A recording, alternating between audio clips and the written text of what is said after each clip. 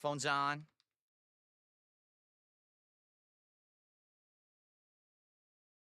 Okay. For 1 sec.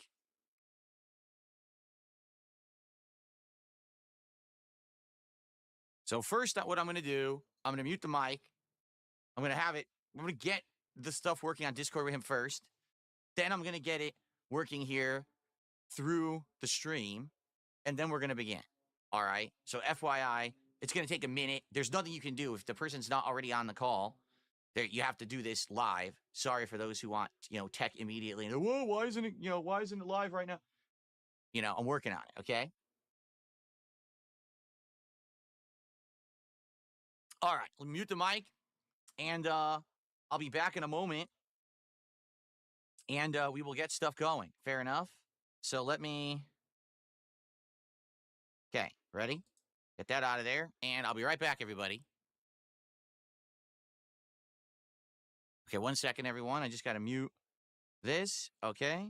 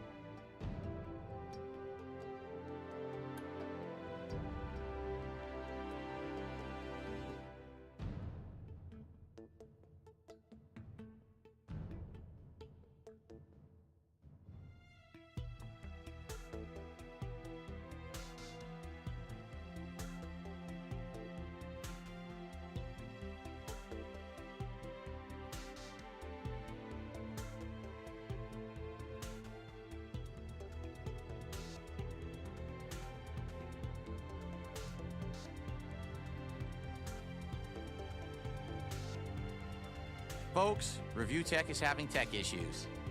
So as soon as his tech issues are done, we'll begin. I'm waiting for him to get it fixed, and I'll keep you in the loop. I'm ready to go. I'm waiting for him to figure his stuff out. So we'll start as soon as he fixes it. Alrighty then.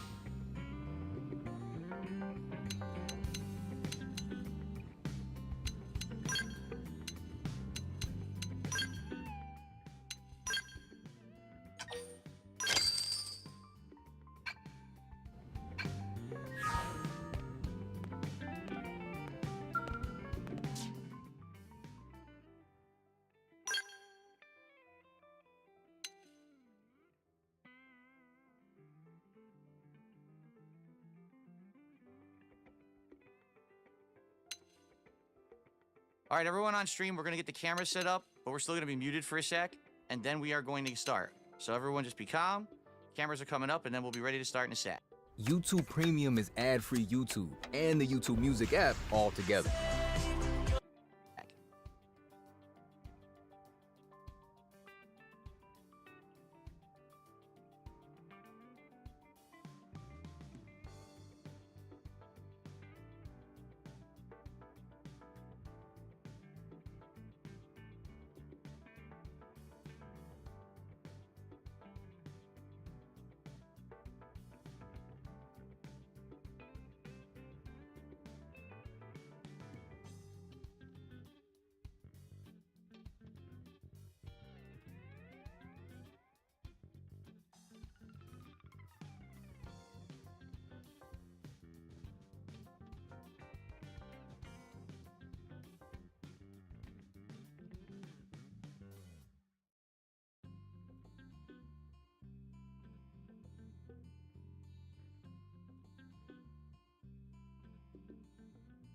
All right, everyone, so you can hear me.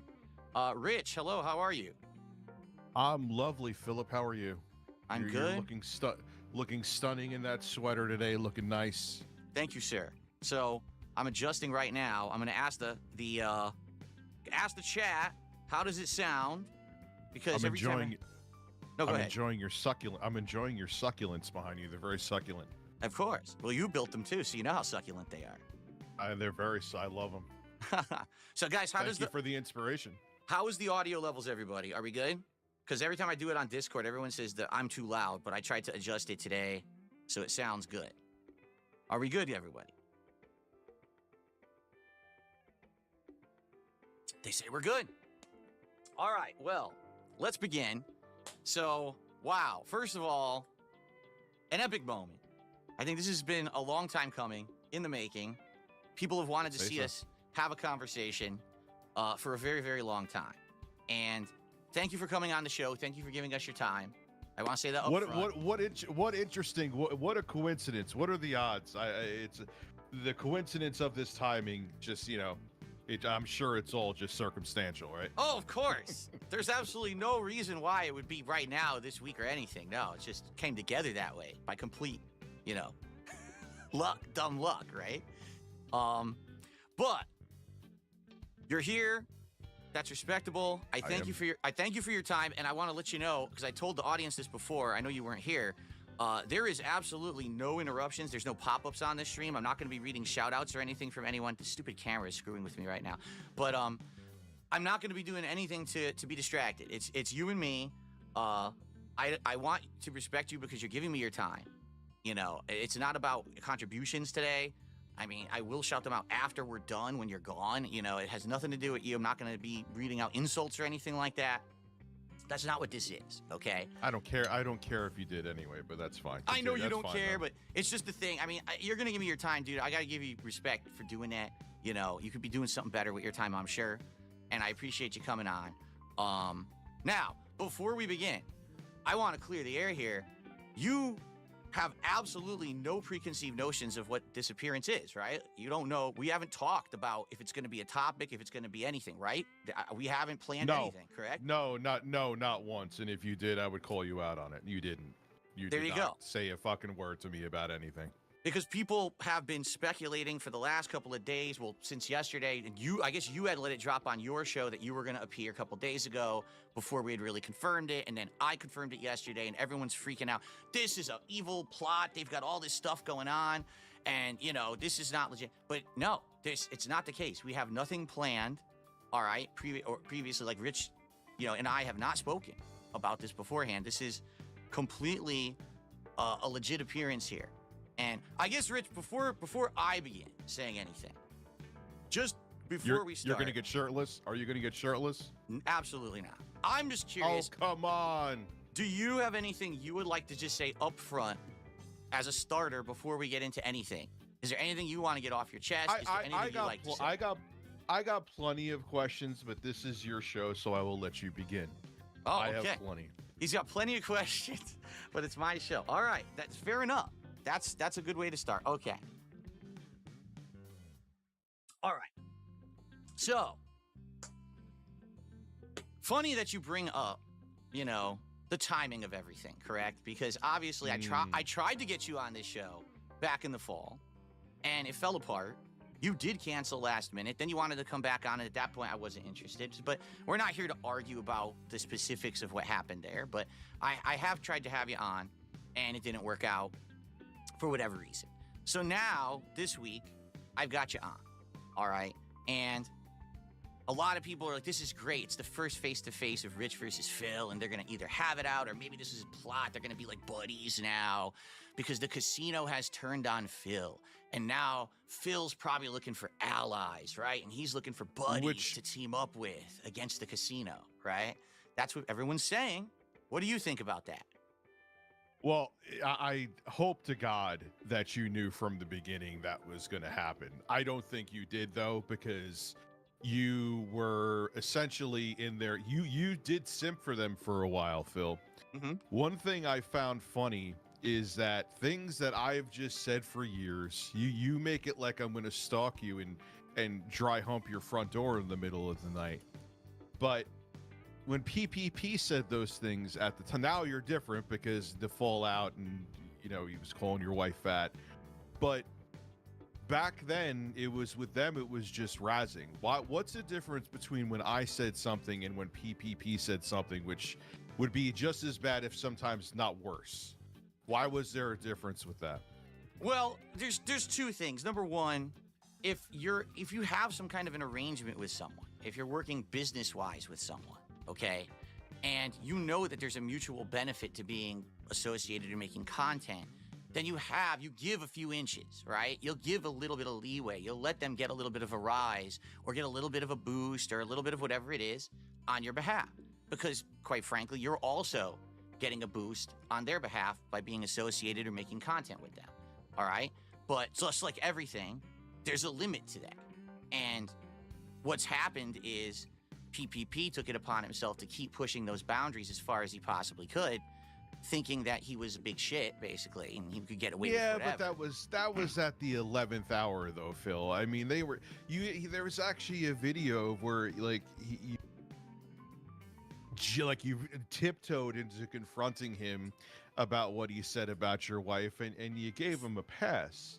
Also, too, there's a video that Mighty D has where you were, and this happened multiple times, it wasn't just in his video, where you would be in their kick chat in like the wee hours of the morning, text messaging them or messaging them in their chat like a teenage girl. You were gifting subs, you would go back and forth. You always say that your time, like, that was, what were you doing then? You say your time is valuable, you say you're very busy, but then you were sitting there in their chat essentially just simping, actually, which is funny. We'll talk more about simping later, but that was very strange to me. Sure. Well, I guess we've had a good cold open, right? I guess we'll get into it now, right? We'll actually get into like the format and what this is actually going to be. So Rich, I have to be honest with you. All right, I'm going to be very honest with you right now. Okay. I do have a plan for this appearance, and it's nothing whatsoever what you think it is. Okay. But I want you to calm down. I want you to calm down. There's no guests coming on or anything. It's just you and me. I promise you that. Okay? No special, no shocking twists, no oh my God, gotcha even moments. Even if there was a guest, that would be fine. Okay. Why don't you own apartment buildings? Seriously, why don't you own these big apartment buildings? And I get it. You might be thinking right now, well, Tyler, my word, it's because I don't have millions and millions and millions of dollars sitting in a bank account. That's why, right? But just for a second, I want to challenge you to think bigger than you've ever thought before. Because despite this common belief that people cannot own these things, I'm going to tell you right now, it does not matter how much money you have, how old or young you are. Anybody can buy an apartment complex. And I'm going to show you right now how to do that, okay? Let's dive in. First, good drink. Rich, do you recognize this? Let me look on. He's not looking. Oh, you don't see me? Those are your poker chips, Phil. Yeah. Correct. This is the briefcase that was used as a prop during the co-op react that I did with Kino Casino back in the summer when we watched your documentary from June the King. And basically, it was used as a way to humiliate you over the course of that event, where every time that there was something embarrassing that happened, we would take some chips out, right? And at the end, we're at the very end, you had one chip left. And I said, this is your chip. I'm gonna hold on to it. And I had it on my screen back here. And everything, you know, was around this chip in the casino. And you even called it out in your content. And you said, Phil, you fool. They're not your friends, but you have their memes in your content and all of that. I'm well aware of all that stuff that you said, okay? Which was true from the beginning. Everyone saw that coming from a mile away. You were a content mill for them. So, okay, As you've seen. fair enough. Now, I bring this up for a reason, all right? And we're going to explain it in just a moment. But I have one other question for you before I actually show you the briefcase, okay? And the question is this. Okay. Are you familiar with the king snake? The animal? Nope. You're not? Nope. The king snake is a creature, a snake, that lures other snakes into its den. Dangerous snakes, snakes that are known to already be predators, rattlesnakes, and others. The king snake uses this trick in order to make those creatures feel safe. And then the king snake surprises those creatures from behind and swallows them whole. The king snake. Are you swallowing eats- me, Phil? Oh, hold on. The king snake eats other predators whole after laying a trap. Okay? Okay. Ladies and gentlemen, this is the briefcase. This is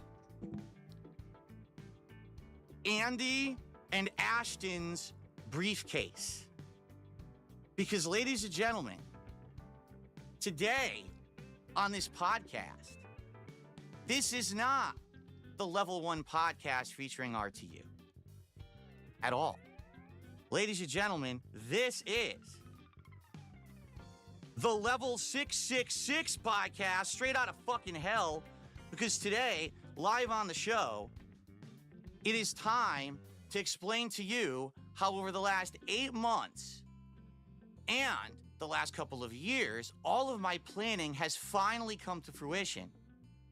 I robbed Keno Casino. I'm not kidding. I'm How not did you rob? fucking kidding.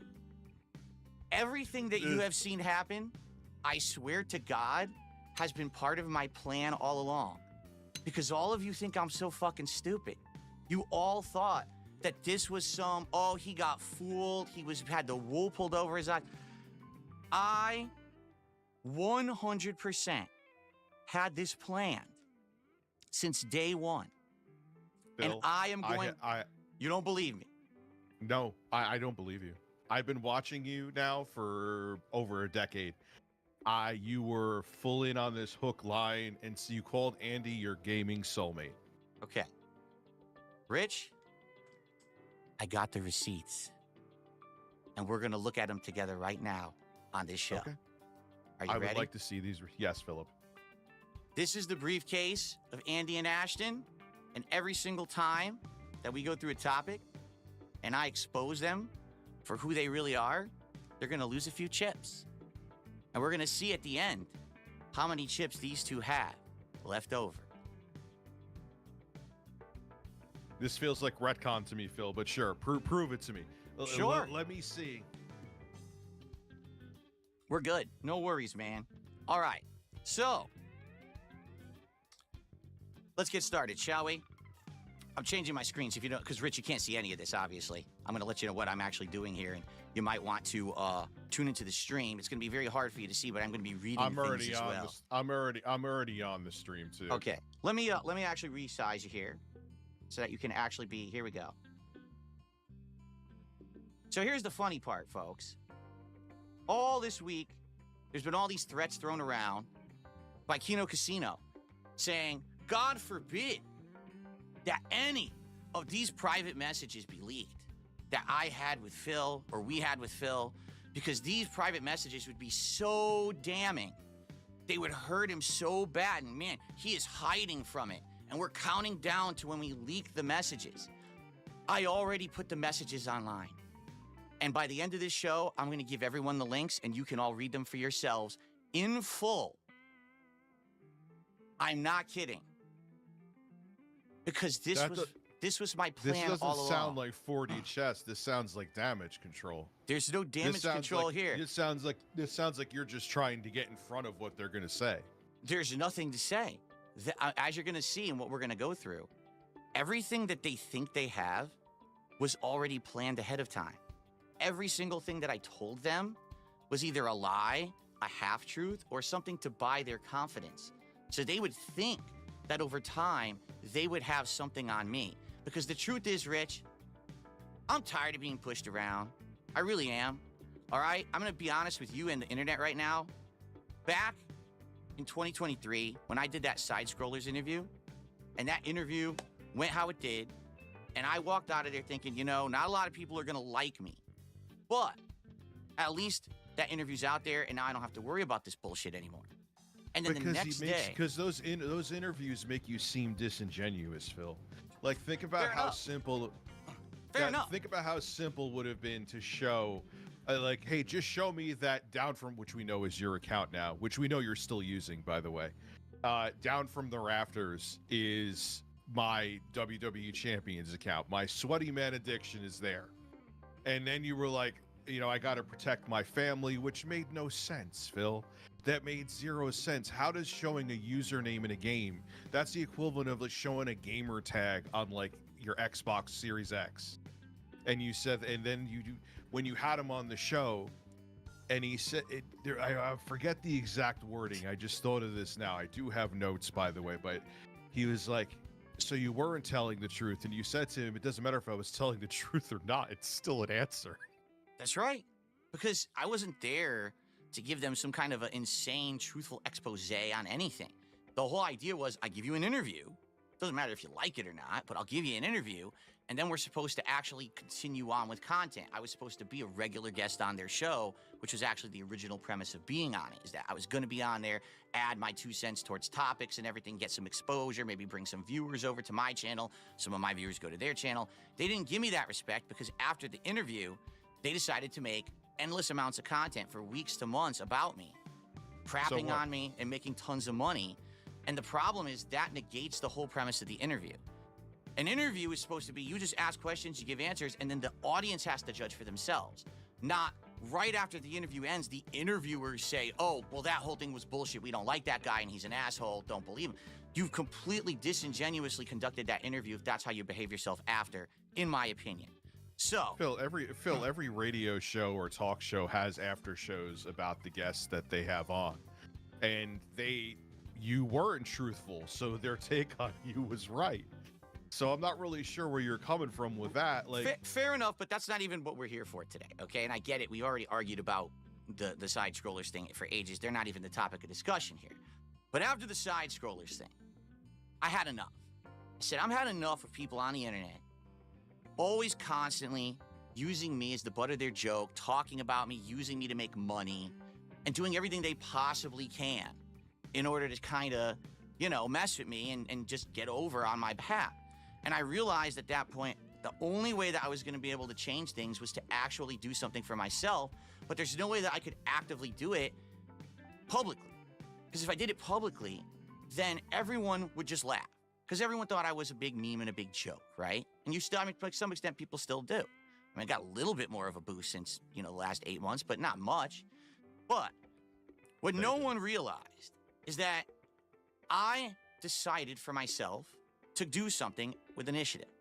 And I said, I want to try to actually get over on one of these people who's one of these content creators who's constantly a misery broker. And I know you've heard me say that before, but I think a misery broker is someone who literally doesn't make content for themselves. All they do is they look at other people's misery, they report on it, they make fun of it, they laugh at it, and then they make a bunch of money. So a day when it's a bad day for someone else is a good day for them. But in reality, if So it weren't for other you- people, they wouldn't be able to ever have any popularity. It's the only reason they get anything. So what you're saying, this whole entire thing for your casino arc was 4D chess that you were playing them to the point that you would hurt your own reputation and career? Rich, not only that, I cased probably 6 or 7 different individuals who I thought I could maybe get in their good graces, figure out how to get in on it, and see what would happen. And Sorry. after looking at all of these different people, all right, someone in my chat one day had said, did you hear about Kino Casino? Did you hear that they're also making fun of Review Tag? Just like you are, or just like he's making fun of you and back and forth. And did you hear that they're constantly making fun of him in their content? Okay? And I said, no, I don't know anything about these guys. I didn't. But I went over there and I actually watched their content once. And I knew from the first moment that I started watching their show, this was gonna be the one that was gonna work if I was gonna try to make this happen, okay? Now, Rich, I'm gonna be honest with you again. You have unwittingly been a part of this since day one because you were the reason that I contacted them. You were the reason why I affiliated with them. The whole co-op, react to your documentary. At least that's one thing that Andy said was true. I wasn't as unwitting as you think, but yes. Ashton kept on saying that you went to him. Now I see that is actually accurate. Okay. So you're gonna see it's accurate because I'm gonna show you all of it.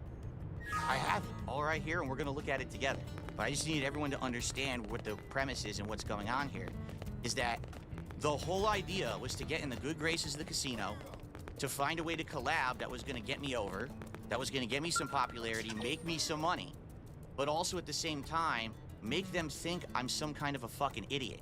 So that they will always think that I'm indebted to them, that I'm always gonna do what they say, because I know how they are. Let's be honest here. We know Ashton, we know Andy. These guys are not squeaky clean. These guys have burned every bridge. They don't have friends. They can't have friends. Absolutely. Yet you were still absolutely dying to work with them, though. Oh, not dying to work with them.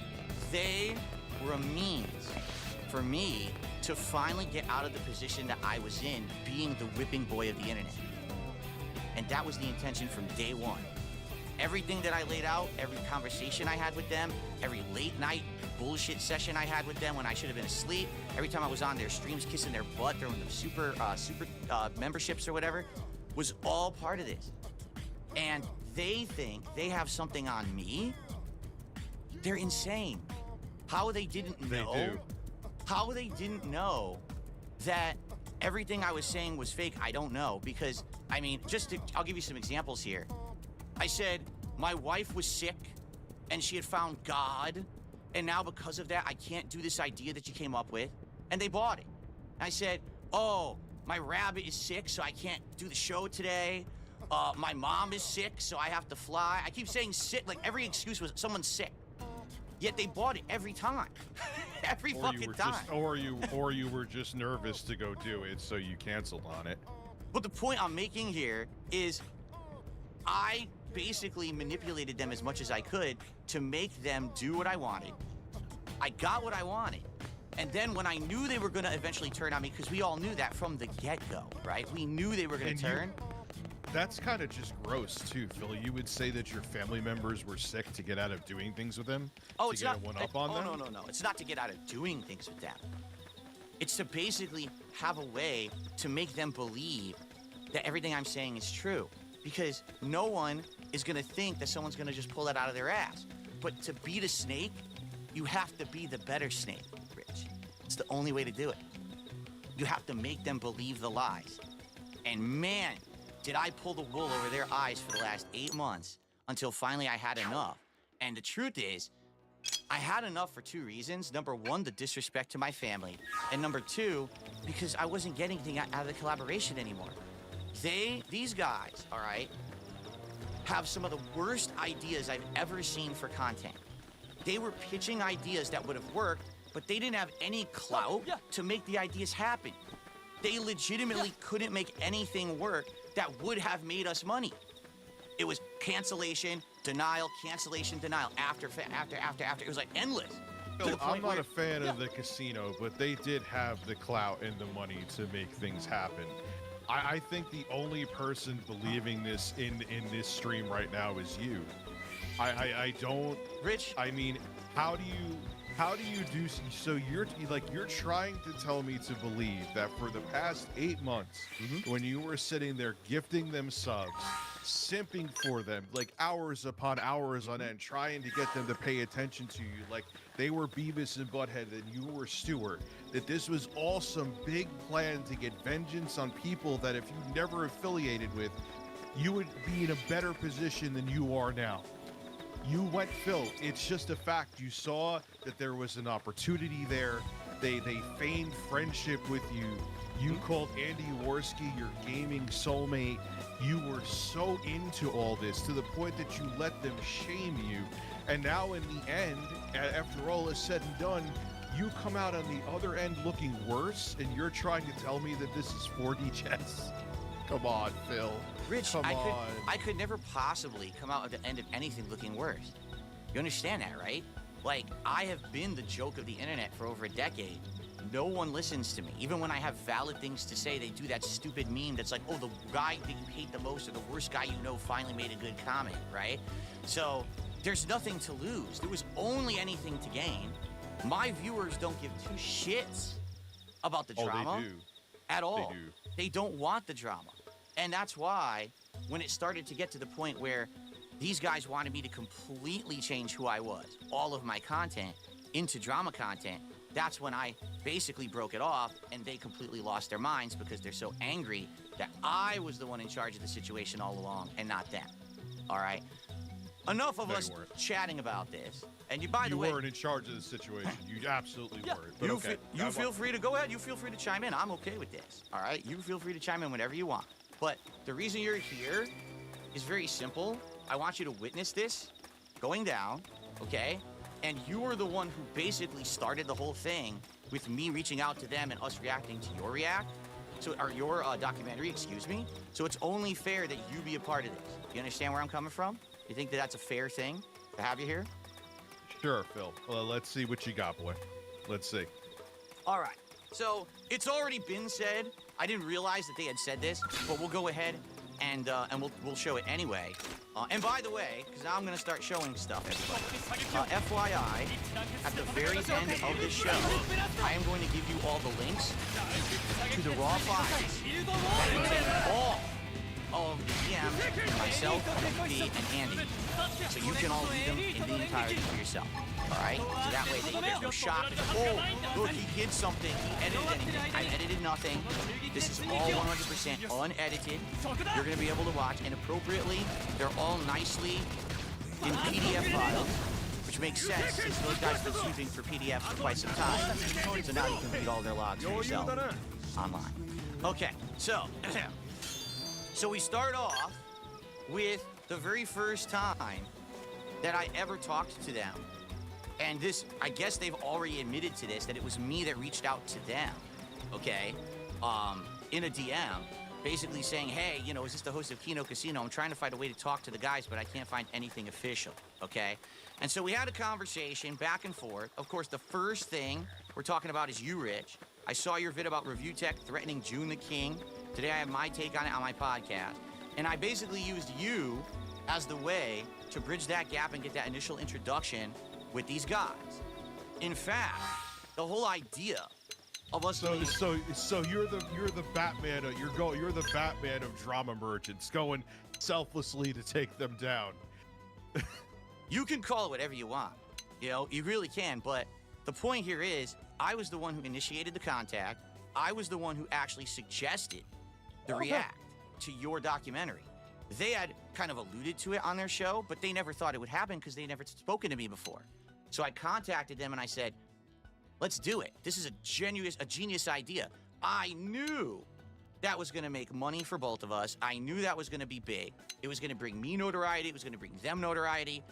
I'm the one who put that great idea out there and made it happen.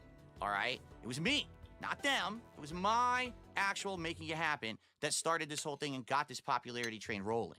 Now, There's a few pages here of us going back and forth. Okay, Phil, I got a pin to pop on this. Here's what I think. Go ahead. I think you just your hate boner for me was throbbing. You saw that they were wiping the fucking floor with me, and you wanted in on it. And when they embraced you and treated you like one of the whack pack on Howard Stern, you got a taste of more money. You thought they feigned friendship with you, which you bought into. At least that's what it seems like. No, better yet, I think it was friendship, and I think you saw that you were getting money. So you, like, your nose was Andy Worski's asshole now must be spread out maybe like another 2 inches because your nose was so deep in there. Like, what I think you're doing now, as a matter of fact, I guarantee what you're doing now is because you know that this is disastrous for you, that you're trying to be like, aha, all along, it was my master plan. It was not your master plan, Phil. It wasn't. And look, that's fine, but I'm just not going to believe it. I don't think anybody with like an upper double-digit IQ will believe it. So, we have 2 files here, and I'm just seeing if I can actually show you. So, I don't know if you can see them on the screen, everybody. Here, I'm going to try to get this here. So, this is the file of me talking with Andy in DMs. Okay? This is all of them, back to back, 182 kilobytes. The one of me talking with PPP, 1,031 kilobytes. Why? When did you make these, Phil? Right click on them, go to properties. When is the origin date of these? Where's properties on here? There you go. You right click on whatever file you're clicking. Just made them a couple days ago. Here it is. I got them off of my X archives, and I used a third-party app to turn them into PDF files so that we could actually see them today, because or else you have to be in a web browser to see them.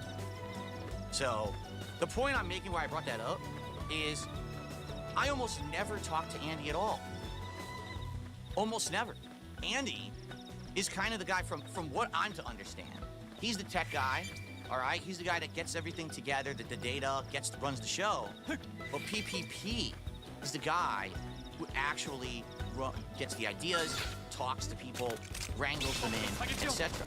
I talk to PPP about 40,000 times more than I ever talk to Andy. It's hilarious because the internet has this illusion that like I'm bros with Andy and we always talk behind the scenes about the game. We almost never talked at all. I have endless folders here of me talking to PPP about all the stuff we did. I have a tiny folder of the few things I ever talked to Andy about. It's just a complete fallacy. Like, that's what people want to believe because they want to think that like I was his best friend or something. Andy, I'll be honest, I think that he is kind of the brains, while Andy is just kind of the operation. You know what I'm saying? Like, never did Andy contact me about how to dub. Never was he the go-between. He was always PPP. He was the guy who was talking about everything the entire time. Okay? So what I'd like to do is... What would you like to do, Phil? You were the one who trying to make it like they... So you're saying even when you defended them and went to bat with the numerous clips that are out there, and on your own channel I've seen, you always say it's always detracting. When they're like, oh, they're just rats. This was...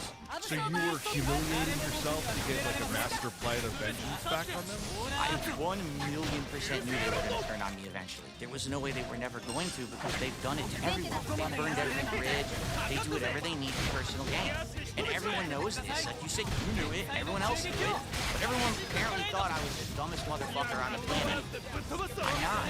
I knew exactly what was going on from day one. They seem to be the only ones who didn't get it. They thought I was that dumb. That's right. There's a difference between desperation and actually finally taking control of your destiny, which I decided to do for once instead of just being stomped on. The best way to take control of your destiny is to not get yourself followed. The best way to take control of your destiny is to do rewards for your audience that isn't you eating pizza. Like, those are ways to control your destiny. The way to control your destiny is to make content that's more entertaining. You can say I'm a clown, I'm a buffoon, all you want to, but me getting the tattoo of my left ass as you as Dracula from Castlevania is bizarre. Maybe it's a little gay too, that's okay. But it's like people want entertainment, and right now you're not. Oh, I know we're going a little off topic here. You're not offering. Did you see the video where someone said that you can be the middle manager? Did you see that video? I don't watch any of the videos. I have no time for it. I'm busy doing this thing here. It's think about it though. It's not. Don't even take it as it's truthful. Where you're talking about a pizza party, like it's like if you're working commission sales and you hit a goal, but the reward is your audience watches you eat pizza. Yeah, you see where that's insane? Rich, there's entire businesses on the internet based on people eating food on camera. You realize this, right? But Phil, okay, I understand what you're saying, but I was like, let me go see his DSP. Where do you have your DSP tries it on DSP Reacts, right? Yeah. That's where you put them. One of them at most got 2,000 views. You probably made like 75 cents off of it. Yeah, because that's not the business, that's the reward. Get it? I've already raised the funding for it, so I can do it. It's the opposite of what you're thinking. So then you're solidifying what I'm saying, that the reward for your audience is to watch you eat something that they could drive down the street and get themselves. Because that's what they want. When they watch me do those videos, they see me try a product that maybe they will then get because they want to try it. And numerous people over the years have said, hey, I saw you try that, and I went and got it, man, it was good. Or the flip side, man, I couldn't believe it was that bad. I had to try it myself, and man, it was really bad. Or, hey, I was gonna get that, but I didn't because I saw your video, and now I realize it's bad, so thanks for saving me the trip and the money. But we're not here to argue about the validity of DSP tries it. We're here to take a look at the receipt. Can we talk about your microphone setup too as well? Who cares about my microphone? What are you talking about? Because you've given me a lot of flack about this microphone setup, but this is actually technically correct. In front of me, I have 8 months of private conversation with the casino, exposing them for their idiotic attitudes, the things that they said to insult people that will get them in hot water. We've got all kinds. You want to talk about my microphone? You're for real right now. Well, yeah, because it kind of ties into it. Like, I know you're being disingenuous, making it like this is the master plan, and you're even with small things. It's not about who gives a shit about the microphone. Who gives? But the point is that you're disingenuous. First off, you're not using your. Hold on one second. Let me finish. Actually, I need to sip my luscious drink here. You're using your dynamic microphone right now like a shotgun mic. Actually, if you watch PPP, he also has a dynamic microphone like you and I have. You watch other podcasters. This is how you're supposed to have the mic. It also puts you very close to your mouth because dynamic microphones mitigate how much audio is around the room. I know. I'm well aware of this, Rich. I can do it too. But you're not, though, because I'm looking at you right now on screen. Because I don't want the mic up my ass when I do my podcast, Rich. It still sounds good, and I don't have to suck the mic. Building your online business? Go to Wix.com and set up your store. So, no, it doesn't. Your mic actually sounds worse than your previous mic. Many people have said it. You're using your mic wrong, and I feel like you're using your mic wrong just out of pride to get back at me and other people that are telling you that you, Phil, embrace, put the mic, get a different stand, put it so it's here near your mouth, and you don't have to have these 8 billion different filters in OBS that makes it sound like you sound like you're going through puberty again. Your voice sounded significantly fuller and better before. You know, and again, who cares about the mic stand in and of itself? It just shows, Phil, how you're disingenuous and why I can't believe you about this whole master plan. The mic is what shows I'm disingenuous. And that's why you can't believe the evidence I'm about to show you. Yes. Also, we could go into, too, when you got that mini PC, when you just make up facts off the top of your head. Folks, if anything, all right, let it be said. All right, I tried to get Rich involved in this because I thought he would add something. I thought he'd be interested in what I've done here.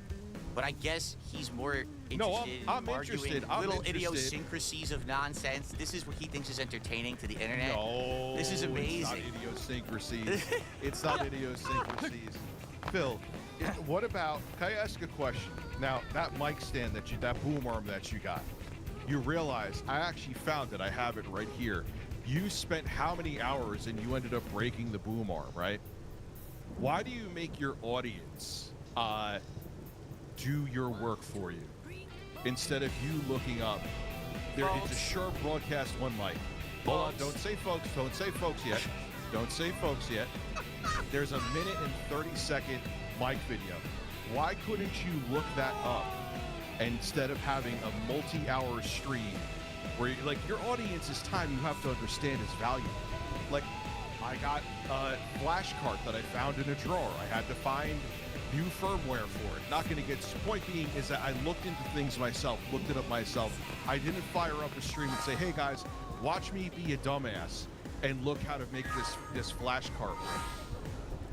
These all tie into why anyone with a modest intelligence is not going to be like, "Man, Phil was getting the one up on them." Because you, what? Yes, please talk to me, Phil. For a decade, you had a channel called Review Tech USA. And in Mhm. the last 5 minutes that you have wasted of everyone's time, you have reviewed more tech than you did in your entire decade on your own channel. Okay, but that still doesn't take away from what I'm saying right now. You are the master of bad timing and how to make things that are exciting incredibly fucking boring. Good God, man. Don't you understand? How is it boring when I'm saying things like you? Oh my God. You Dude, said aliens would be landing outside, and you would be talking about how your stove is malfunctioning. Like, what the Phil, fuck are you talking about? Phil, We are not aliens would be- here to talk about a microphone. You incredible buffoon. Could you stop But for the 5 mic- seconds no, and don't get just angry. I'm stop not angry. wasting everyone's time so we can Don't actually get talk about the angry. subject matter? I am not angry. You also talk. It's what I'm trying to tell you, Phil, is that you see why it's hard to All right. believe you. You also just recently said you can't have another Castlevania marathon. There's Rich. only 4 classic Castlevania games. Rich, Is that We ha- true, Phil? we have several topics to choose from. All right, we do. I would like to let you choose a topic that we can delve into first. Okay, which topic would you like to delve into? We've got Mudahar. It's a Gundam, which is a nice one because apparently It's a Gundam was coming on their show on Friday. So you'd be interested to see what PPP has to say about him. Shout out to It's a Gundam. He's my dude. Continue. Medicare and how they basically ball suck this guy constantly and think that he's the end all be all of content. 2 entire folders of their incredibly awful ideas that I had to keep shutting down because they were so bad. PPP incredibly embarrassing himself because he actually thought that like we were like bosom buddies or possibly he's gay. I'm not sure. We'd have to see there. And then basically how it fell apart. Also things that they said about Keemstar that I think you'll find pretty interesting. Or we could just look at the very few things that I talked about with Warski. Because we barely ever spoke. I'm telling you, like it was such minuscule stuff. Where would you like to begin? Are any of those as embarrassing as when you pressure your audience to donate so your wife doesn't have to cook dinner? Oh, they're actually way more embarrassing. Because I do that publicly as an act to entertain, while these things were done behind the scenes in good confidence. So that's the difference. All right, so you know what, Phil? Show me something, man. Show me. I want you to show me why you called Strangely Lex a slut too. When I show more skin, as a matter, I show more skin than she. That's not in here because that just happened recently. We didn't even talk about that behind the scenes. We only talked about that on the show. So what you've seen there on, Smart Guys. There's is what nothing you to get. see. There was nothing behind the scenes to talk about. So. That was just you being salty, but okay. So what would you like to talk about here, or should I just pick one? By the way, for the record, everyone's telling me to just dump you from the show because you've already derailed it so poorly, and they just want me to do this for myself. But I'm keeping you on here out of good faith. So, what would you like to Phil, do? Phil, you have over 1,300 viewers right now. I'm not seeing, and the only one seeing is maybe because a couple people who want Ethan Ralph to come on, but no one's saying to dump you from the show. This is the most viewership. Like, you would need to do like 6 streams to get this much viewership. They're not Who here wants for to you. be gone? They're not here for you. I hate to tell you. So you get this much viewership every day? No, it's because I'm doing what I'm doing right now. I mean, you being on this, you know, I'm doing this as a service to you because I did use you as the way to get this entire arc started. So I felt like it would be a respectful thing to do to have you on the show while I go through. But I mean, if you're not interested, press 1 if you want me to stay. Press 2 if you want me to go. So I mean, if you're not interested, if you just want to talk about mics and shit, we could do that on another show, but that would not be this one. Okay.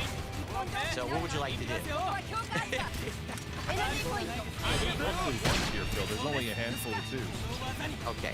Are you going to pick a topic, or do I pick, or do I dump you from the show? Those are the 3 options. You pick, I pick, you pick. What would you like to do? You can pick a topic, and then I'll pick the next one. How about that? Let me ask you a question. Oh, no, there's a good one. You keep on saying, even recently, a few weeks ago, that I'm on drugs when I don't even take edibles anymore. I haven't for the past 5 months. Why No, I believe that. I do believe that you're off drugs. Right now, you seem pretty coherent and clear, so, you know, absolutely, that's true. Now, you just, yeah, this wasn't even a month ago. It was February 24th. You even said that I drank weed seltzers. Why would you say things that aren't true, that you don't know about? From what I've seen on your streams, you were drinking weed seltzers in the past. I don't know specifically what you're referencing. Phil, I've never had a weed seltzer in my entire life. So I didn't know that. Do you want me to pick a topic? You can pick it. You didn't know that, but you went with it, though. All right. So we'll start at the beginning. The whole point here, and this is what I want you guys to understand, is when I started working with the casino, all right, the big idea was the co-op react to Rich's documentary. And that was the gold mine, and we all knew it, right? We knew this was going to be the big one, right? And then after that happened, it's like, well, what are we going to do next? And for me, it's like, well, you guys know what I can do. I play games, I could do that. So anything gaming related, I'm down for it. But they said, well, we're the drama guys, right? We're going to come up with all these ideas of guests and things that you're going to interact with. So the very first one they had is, let's hit right now, let's strike when the iron is hot. Let's actually get Mudahar to do a co-op with us.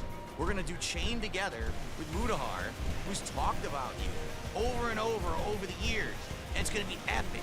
It's going to be so awesome that Mudahar is going to be in the content, okay? And so here it is.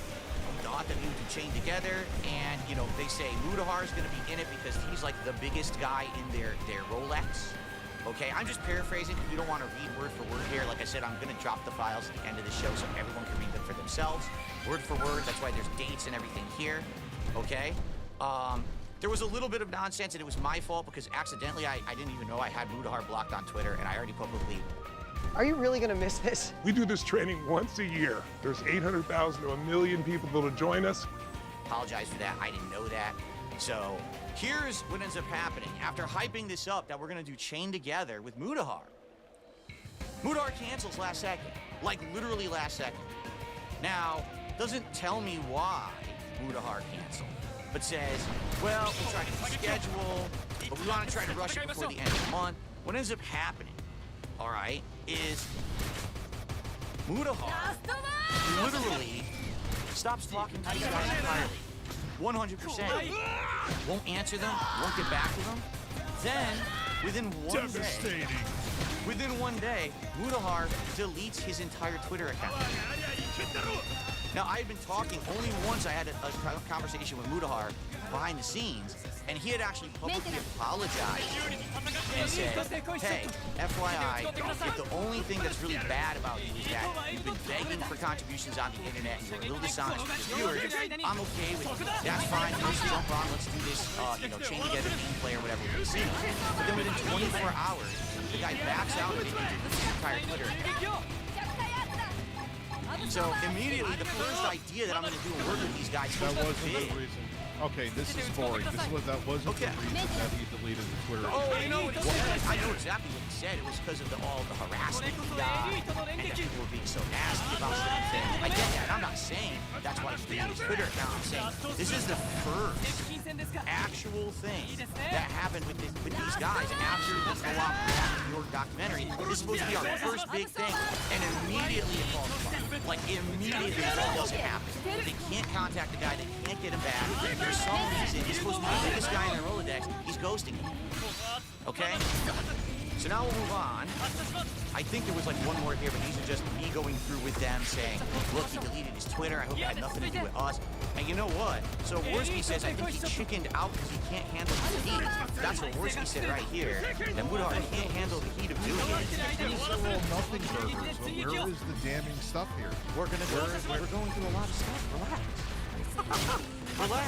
And in here, well, I'm trying to find it. He basically says, I think that, oh, this is Josh Moon. He says that basically the tractors contacted Woodhart and Mask. He thinks that he pussied out after the tractors contacted him. That's what PPP says. Okay? Screen share that link. I want you to explain it to me. I'm not screen sharing any links. We're not doing any bullshit that you want to do. It's not your show. Why are you not doing it? It's not my show, but you brought me on it. All right. So, Bill, I think you thought this is going to be like some like battered wife. Like, yes, let's go. Like, I don't care about it. I really don't give a shit. I don't care about it. okay. So, I guess we'll continue on. Let me go ahead and get rid of this. I tried, everyone. Really, I did. I tried to make it entertaining. That meme is not entertaining in any way, shape, or form. I really wanted to give it an honest shake, but okay. Wow. I mean, he really did not want to play ball. He did not want to have any fun. That guy is a loser. That's sad, because I was trying. I mean, not that I want to be that guy's best friend or anything, but I mean, holy shit, like, that was pathetically bad.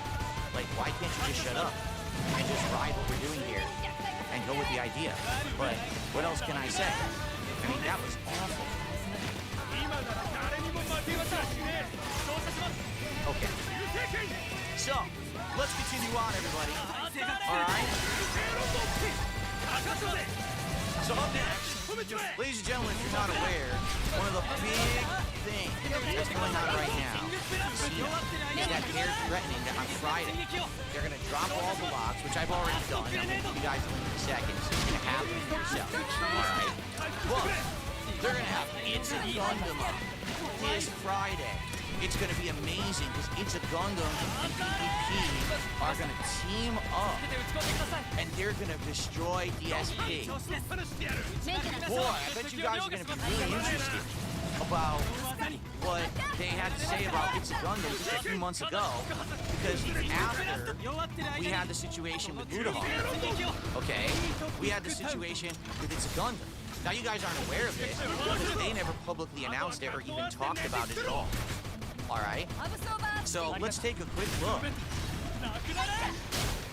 It's actually better because you guys will be able to see the logs a lot better now. So, this is PPP trying to contact me about a really, this would be a great show to have It's a Gundam on, all right?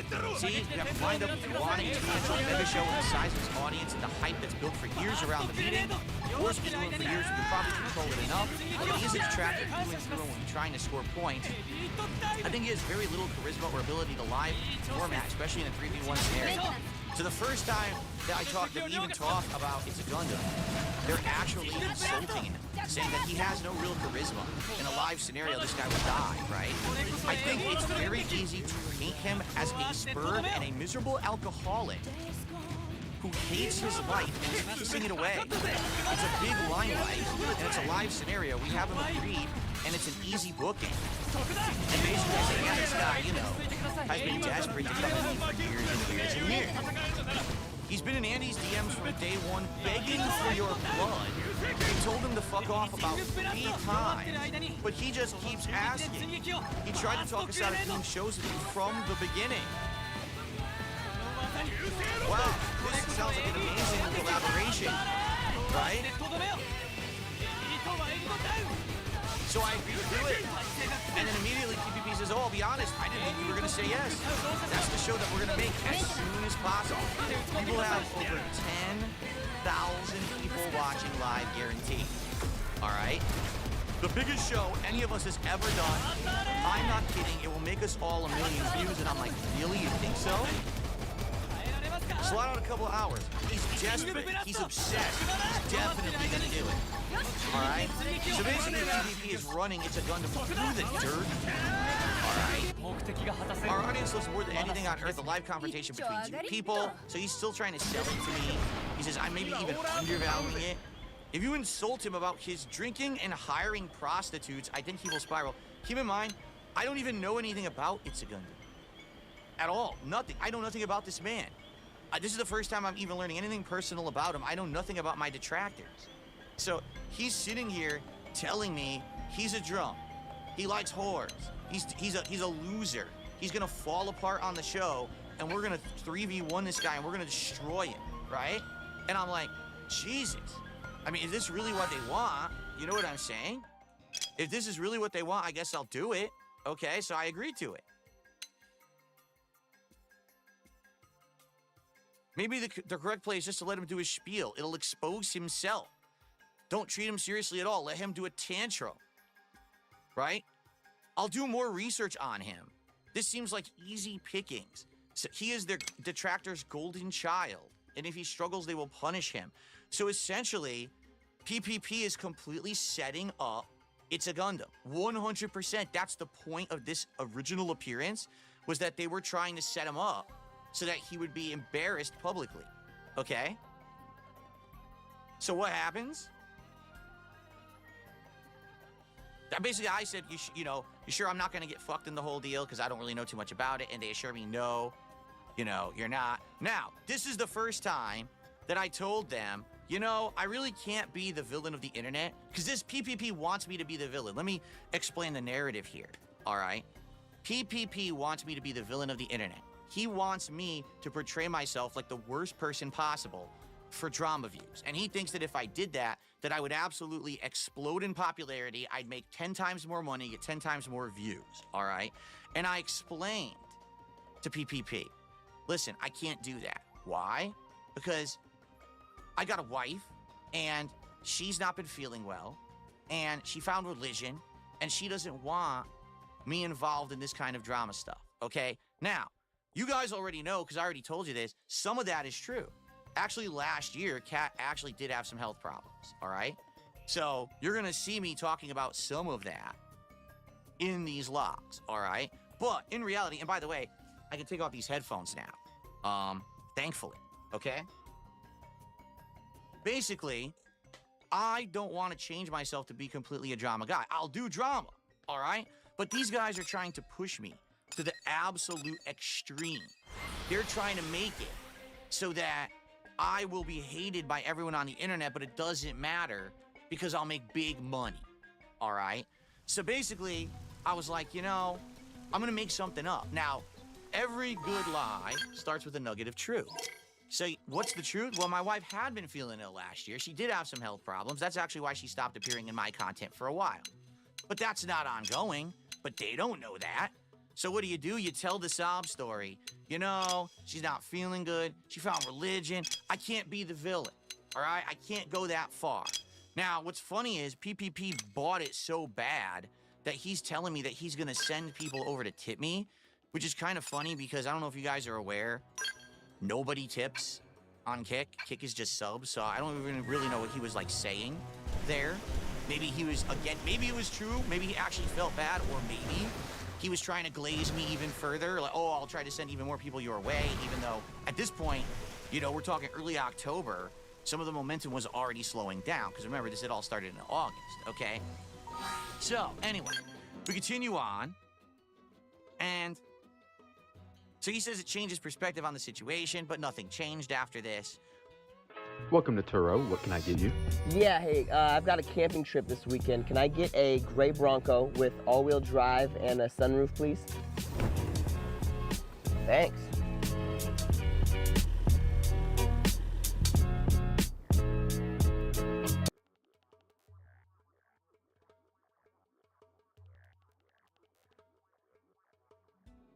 okay? So I clear out my slot or whatever. All right, here we go. Here is the results of what happens with PPP and Gundam. Get this, after all of Gundam's tough, scrappy dude talk of let me at him, he bitched out of the interview. I think he's legitimately scared because it became real. That's what PPP has to say about everything. He says first, oh, this guy's a bitch. This guy, you're going to destroy him. Here's all the stuff we can use against him. Then he says, oh, after all this time that he's begging us to do stuff, he bitched out. He's a wimp. And here it is, right in black and white. This is not me making it up. This is not hearsay. This is them actually talking shit about It's a Gundam super strongly, okay? So, anyway, basically he says he has bigger problems to handle, so we're just gonna go back to the drawing board. I'm gonna go after Medicare, all right? And that's really the end of the It's a Gundam stuff. Now all of a sudden, all right, all of these months and months and months later, 7 months later, 6 months later, however many it's been, oh, now It's a Gundam is their best friend and he's gonna be on the show to Felt Phil. Do you wanna know why? Because it's shooting fish in a barrel. When It's a Gundam was presented with, hey, have a really cool show with Darkside Phil and you, and you'll go at it, it's fine, couldn't do it. Can't handle it. But now, because now they're gonna come up against you.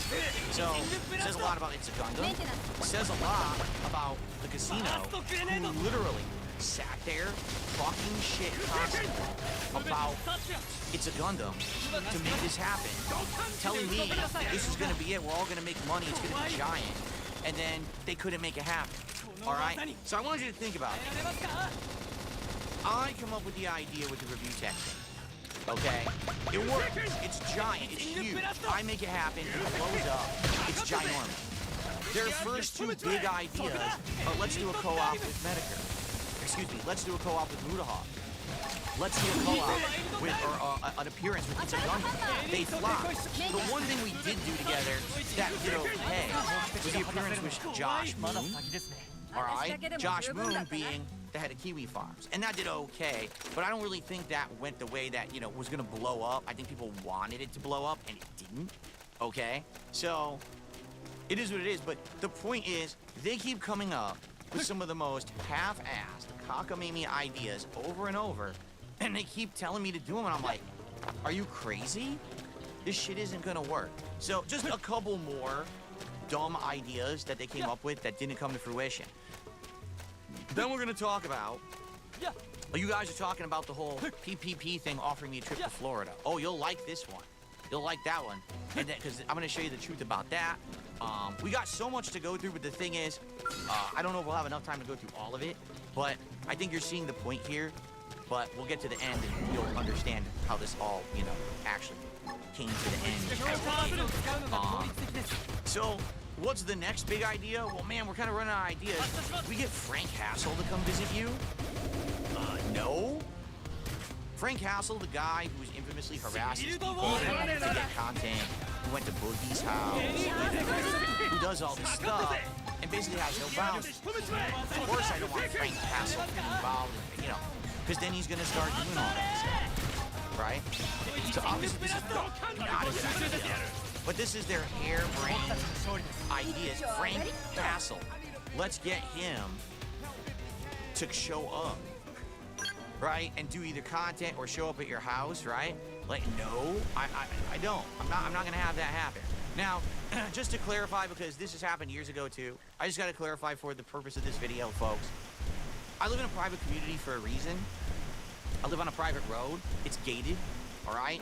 No one is allowed to come into this community without permission from one of the residents, okay? If you come onto this property and you're not actually supposed to be here, we call the police and you get trespassed off the property and removed. I would never, ever let someone harass me or ever at my house. I would just stay inside, call the police, send people off to jail where they belong. It's that simple, okay? So, never was I gonna get involved with someone like Frank Hassel regardless. It never was gonna happen. But, I mean, this is the harebrained cockamamie scheme that these guys are coming up with. You know what I'm saying? Like, this is your genius plan of what you want me to do next, okay? Now, I'm trying to remember if the next one is... Oh, let's see. This is... Oh, yeah. So... Oh, yeah, and by the way, just for the record, he did say... It's a Hail Mary that will get a lot of eyeballs if you had Hassel, like, show up. My audience would be apeshit to see him on the show. He said, if you don't open the door and call the cops, it'd be a massive thing. So basically, what he's saying is he wants to have Hassel show up so I can call the cops and Hassel can go to jail. Why would you do that? Why would you want him to show up and go to jail? So that's what I mean, like the stuff he's coming up with is just so ludicrous, right? Why would I want to participate in this stuff? Okay? So anyway, continuing on, he basically wants to... What is this? Some magician he wanted to get on the show or something like that? Who I've never even heard. A guy with puppets and magicians. Oh, wait. This is Steven. This is the first time he told me about Stephen Cambion. All right? Or Cambion. Now, you want to talk about another bad idea. All right? For those who don't know, Steve Cambion, who is the guy who runs that Truth Seekers show, who they've had on their show a couple of times, does the UFO stuff. All right? He basically tries to expose people who are lying about UFOs and extraterrestrials and stuff like that. So he pitches to me that I should do an interview, but I should interview Steve on my show, all right? And I'm like, you know, I don't think that this is something that would make sense because, you know, why would he be on my show? I'm not even interviewing people anymore. But maybe I would do it anyway. I would do them the favor. The thing is, we kind of got busy with doing like Smart Guys and stuff like that. Okay? And then eventually what ends up happening is PPP contacts me behind the scenes and gets me to do this interview with Steven. Okay? And the interview, as you know, wasn't really an interview. It was just an attack session. All right? Now, the bummer is I can't show you the one little conversation we had about it before because this was actually took place verbally after we had filmed an episode of Smart Guys. But there was a conversation where basically I said, so you want me to go on Steve's show? I guess I'll do it.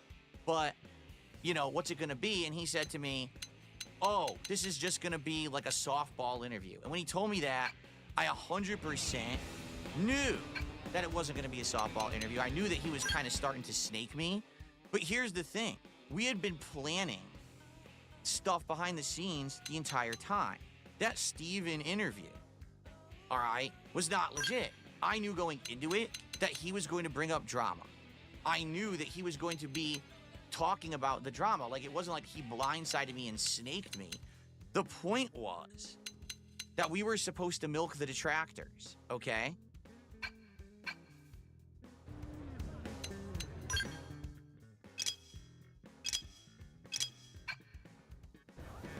Yeah, see, he's talking shit about Broside Phil, who showed up on that show. And basically says I owned them when I'm like, I know I didn't own them. I came off poorly on that show because it was just the same retreaded shit, right? So here we go. After the show ends, I basically say to PPP, listen, I didn't appreciate the way that show went down, and here's why. If I had known that he was going to go as hard as he did in that Truth Seekers interview, I would have actually given him more to work with. We actually could have worked together to blow this up bigger. As it is, all that's going to happen now is the same detractors are going to show up to his streams and probably throw him money, similar to what happened with Side Scrollers after they did their interview with me. Okay? Well, here's his response.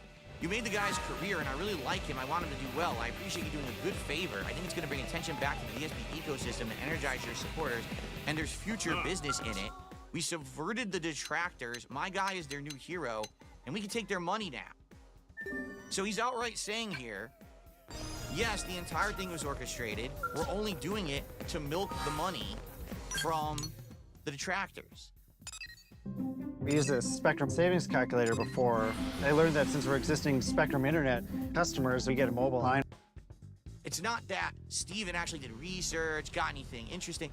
They just know that anyone who talks shit about me essentially is going to make money for my detractors. So the whole Steve thing, I was aware of ahead of time. It was complete setup on purpose to milk the detractors, but the detractors are too stupid to figure that out. So they still kept going to Steve's streams to give him money. So literally anyone who comes to Steve's streams to just have to go through the same shit about me, the same retreads, the same crap, okay? It's the same stuff, man. And he's only doing it to milk money from you. Just like Stuttering Craig milked the detractors for about a year there. And people kept going back and throwing him money every time he did a stream about me. So, it's like I've said, this is not anything new. It's just that my detractors are so fucking brain dead that they don't understand that they're being milked every single time that this is happening. Now, you might wonder, you know, why did I do this, right? Because I wanted to keep the grift going. All right, I did. I wanted to keep it going where I was going to do stuff with the casino from time to time. I was doing Smart Guys, and Smart Guys at least was doing all right. And I was really hoping that we were going to get a situation where we would get another big thing that was going to happen. But once this thing happened with Steve, I'm going to be honest with you guys, this was the beginning of the end for me back in February, because I was like, there's absolutely no way after this that these guys are going to come up with any good ideas. In fact, the next thing that PPP told me that he wanted to do out of this, all right, was so dumb. Basically, they want me to make Steve the villain of the DSP universe. All right? Here. My plan was to perhaps build up a show where you and Steve will debate a random topic each week and play a co-op game, doing random challenges against each other, and that you guys would split the money. So what does he do? He's turning it into like fucking a Nickelodeon game show. He really thought that having me on Steve's show and him just doing the usual detractor shtick, which is what he did, was then gonna set up the DSP supervillain universe, where Steve was gonna be a villain to me, and we were just gonna talk shit and play games, and it was all gonna be staged. That's probably the worst fucking idea I've ever heard. There was no way that was ever gonna work. No one was ever gonna believe that. That is the most half-assed cockamamie stuff. And the thing is that a lot of people don't know, all right?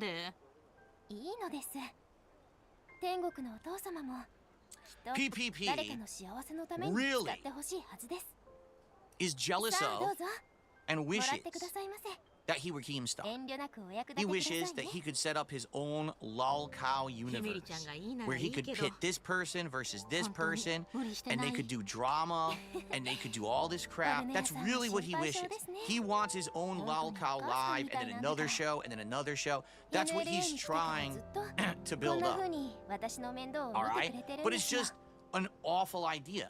It's the same as taking a photocopy of something and taking a photocopy of the photocopy and taking a copy of the copy of the copy. Eventually, the copy looks like crap. And this is exactly what he was trying to do, was copy other people's ideas and run with them and see if they would work, but they never would.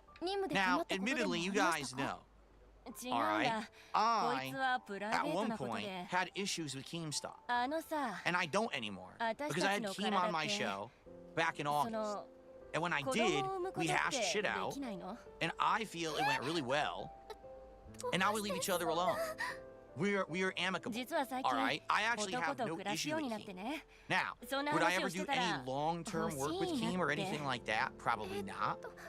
Right? Everyone says, would you ever go on LOLCAL Live? Would you ever do that? Probably not, because I don't like being indebted to anyone particularly.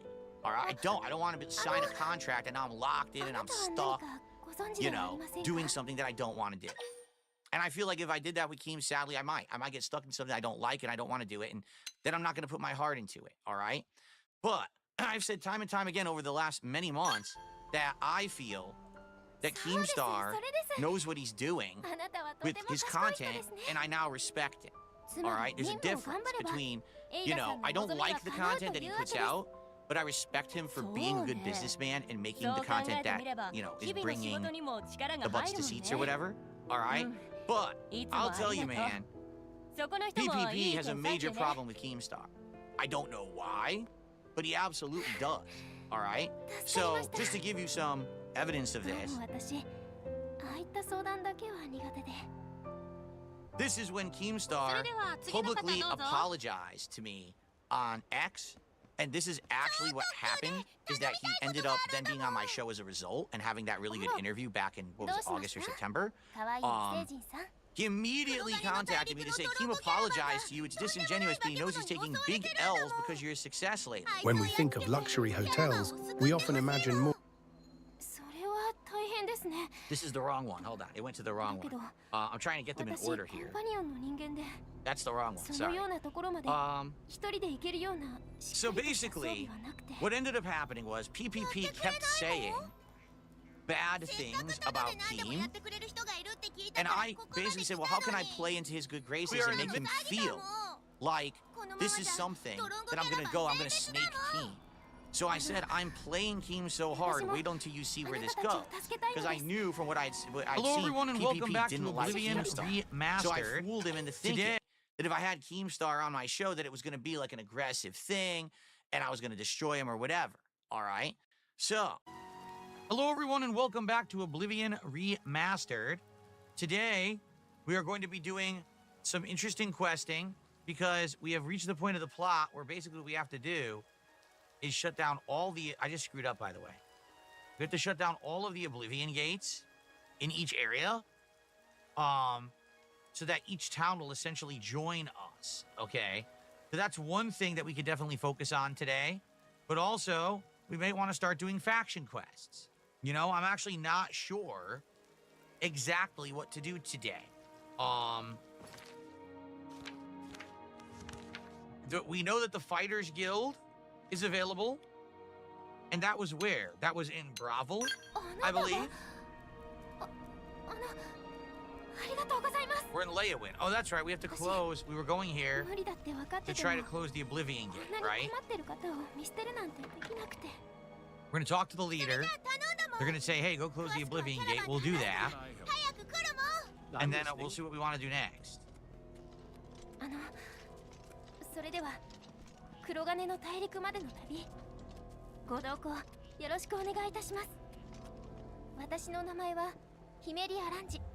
We definitely don't want to go in there because I remember this.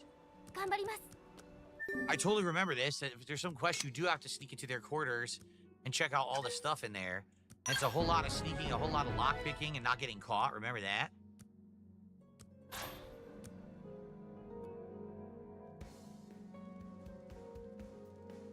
How are you? Oh, morning. Jeez. Tidings. Marius Caro, by grace of the Nine, Count Leowin. You are a stranger to me, but well met. Perhaps you would like to do a service for Count Leowin. Aid for Bruma. Leowin is beset by enemies. The Empire does nothing to help us. Even before this crisis, I did not have enough men to patrol my borders. Now, Daedra are pouring out of an Oblivion gate on our very doorstep. No, I don't have any men to spare. Bruma will have to look to its own defense. Okay. Chancellor Okato? He and the rest of the Elder Council care nothing for Cyrodiil. They focus obsessively on the provinces, leaving us to fend for ourselves. Service to Leowin. I need your help. An orc named Lazoga here claims to be a knight, but will not reveal the business. Find out why she is here and report to me. Earn a reward suitable for those who serve Leowin. So we have another quest. Oh, we should do the persuading. He likes joking, and he likes admiration. He hates boasting and coercion. Where'd you get that? That's good.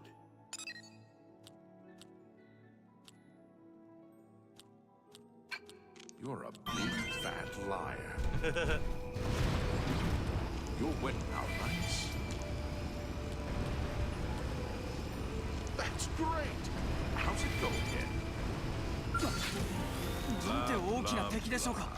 It's good of you to... Oh, please. I keep staying at the same level.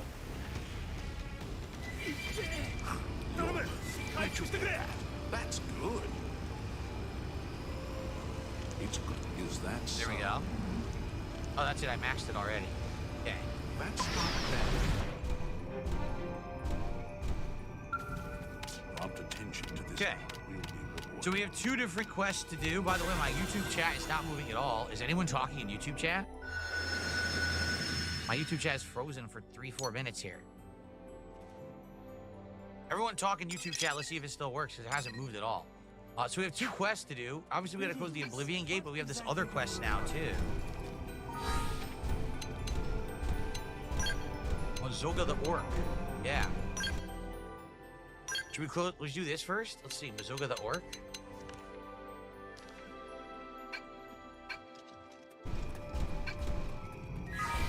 Well met. Are you the Count? What? Count sent me. The Count? Then I can talk to you. I'm Mazoga. Yeah. And? All right, people are... Okay, now it's working. What's up, everybody? Okay. Leowin stands alone. That's what Count Caro says. Only our brave guardsmen to keep the hordes of Oblivion at bay. How could she possibly be talking like that with those teeth? Wouldn't it be like... Yeah. Yes, I'm an orc. I was born under a rock and I have no parents. So I don't need a family name. Oh. I guess you don't know how to talk to a knight. So I'll teach you. Say, yes, Sir Mazoga. Yes, Sir Mazoga. All right, then. Just don't forget. Okay. I'm a free knight. I don't have a lord. You got a problem with that? No, Sir Mazoga. All right, then. There's an Argonian named Weebamna in town. Go get him for me. What about him? Do you know where Weebamna is? I hear he's a hunter who knows all about the woods around here. Then go find him. Tell him I want to see him right now. I'll meet him here. All right. Dark Viking, the GTA 6 trailer I found interesting. First time we've learned more about the game. I like that there's a lot of different locations that are representative of real things in Florida. And overall looks good, but I don't want it to be 30 frames per second. I'm hoping it doesn't run at 30 frames on PS5 Pro, but I guess that remains to be seen. It's flooded town square. Look at this.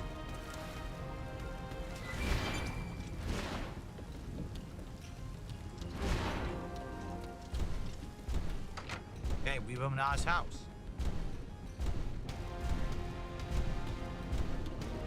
Questions? Not for you.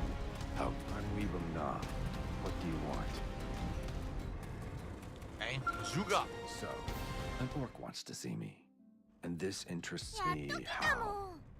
Did I forget how much I like you, so I should do this favor for you? Maybe I just don't like you very much. So I'm not going.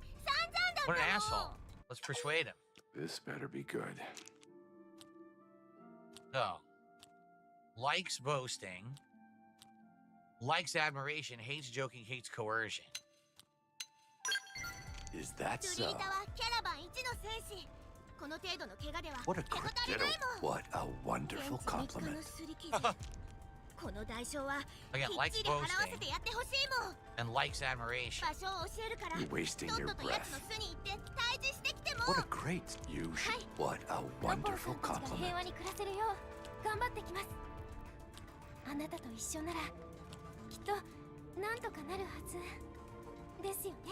What a wonderful compliment. Is that so? What a great story. Okay. I wish I... Oh, no, you do me too much honor. There we go. Try again. I see. So an orc named Mazoga wants to see me. And she expects me to come to her. I don't know her. I'd be smart to ignore her. But I never learned anything by being smart. And you seem to be a right skipper. So I guess I'll have to go see what this is about. Thank you.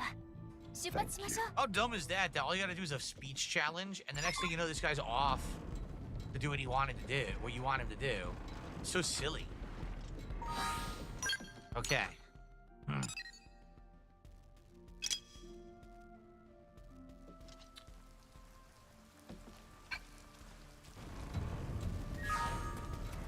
You want to ban that person? Why? What did they do? Oh yeah, it is an idiot. Okay. There we go. Obviously, I was playing the game. I was paying no attention to that. Okay. So I have no idea what this quest is or what we're doing this for. But again, this is why I did the speechcraft up until this point. A lot of people don't understand what the purpose of the speechcraft is. It's not just bartering. There's quests like this. He literally never would have done the quest if I didn't master speechcraft to max out his disposition.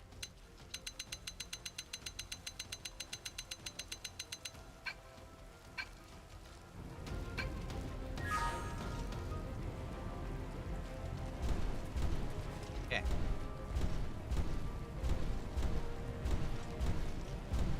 Oh, he's a slow walker. Ugh.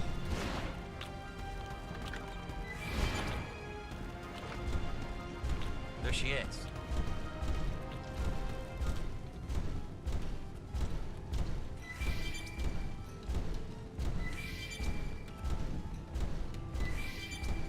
She's gonna stand in the corner. Is he coming in or what? Michael, no plans to play Warzone even though Verdanski's back. I don't really care about Warzone.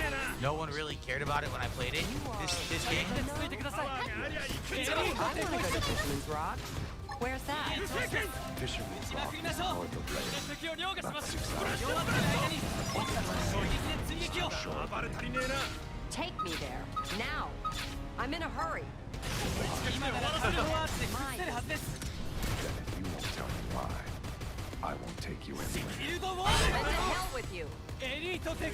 Wow. We have not spoken with Azoka. Perhaps not Azoka will tell me what's going on. We have now won't take me to Fisherman's Rock. We found out won't take me to Fisherman's Rock. You know where it is? You just said that.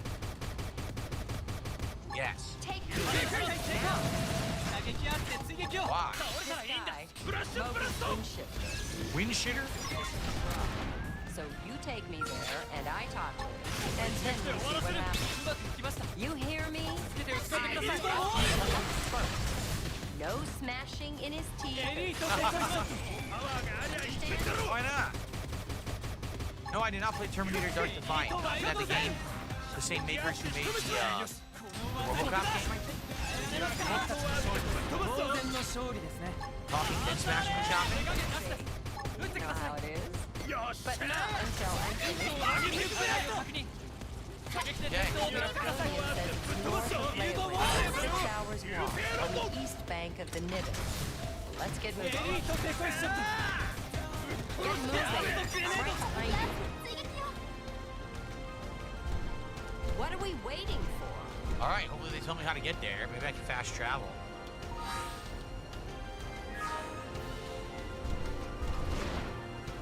Hey. Let's see. Ah, there it is. Looks like we do have to walk. They said 6 hours walk, but there's no way it's going to be 6 hours to do this.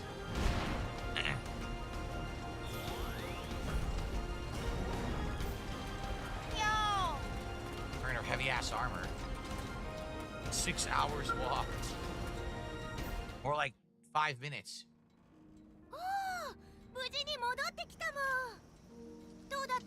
Every morning. Every day. Oh, I should take her into the Oblivion Gate. Holy shit, will she come with me into the Oblivion Gate? That'd be amazing. She might help out. Fuck it, let's try it.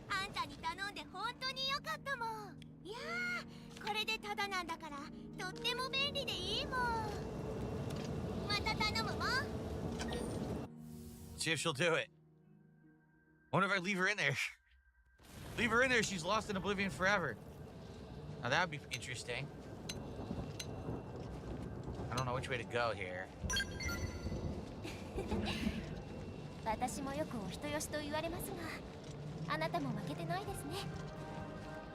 Would she really do that? She'd be like, no, you're supposed to be taking me to the rock to see this guy. Why are we going into an Oblivion Gate? Are you insane? No, well, I'm not taking you there until we do this first. 一緒にここまで旅をできて本当に良かったです。 There's a tower there. また There's a tower over here. Like, which tower 一 do 緒 I に go お仕 to? 事をやってみたいですね。それでは一度オルネラさんのと Oh, ころ you へ know 戻 what? り You ま probably しょう。 can't do this. You probably have to do the こん bridge. なによくしていただいたお礼をちゃんと Or しな do きゃ you? なりま Can せ I ん just か go ら。 through the lava? Hold on. All right, I'm gonna quick save. I can just go right across here. Ready? Yeah, fuck the bridge. Who cares about that? I skipped it. I totally skipped it. There you go. Meat Harbor. What a nice name. I love going to Meat Harbor. My favorite place to hang out.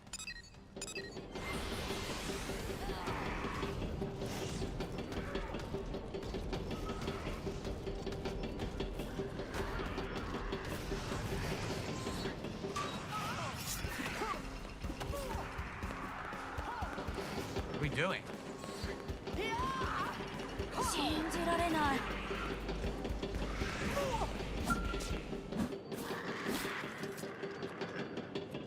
急な相談？ごめんね。ヒメリちゃんは What the 今 hell 外 is 出 going on? 中で。 How do I get up there? で、お帰りなさい。 What are these? どう？ Ascension call? 無事に任務は達成できた？はい、ルリリタさん、とっても嬉しそうにしてました。よかったじゃない。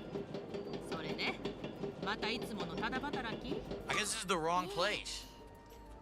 でも協力してくれたこの方にはお礼がしたくて。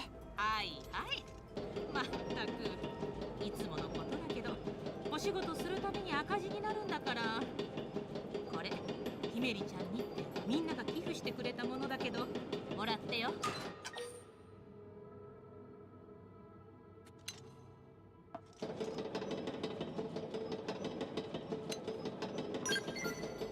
そうそう、ヒメリちゃんじゃないんだから無料奉仕なんてしちゃダメよ。それじゃあ、はい、これどうぞ。 Acrobatics mastery is この子を increased. 助けてくれてありがとうね。 Probably nothing up here. Damn, it's dark in here.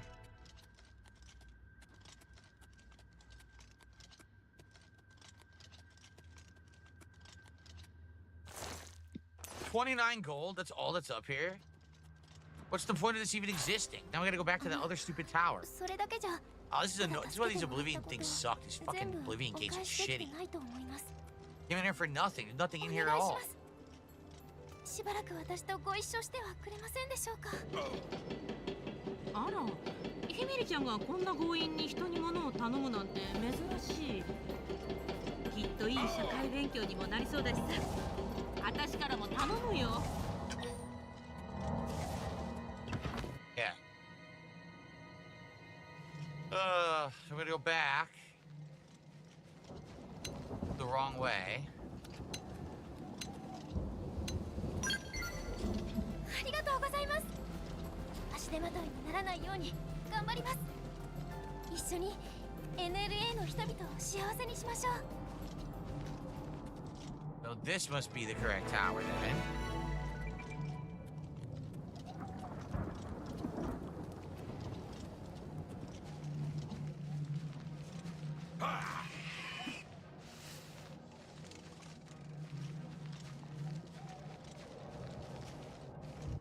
Okay. Reaper spread or whatever.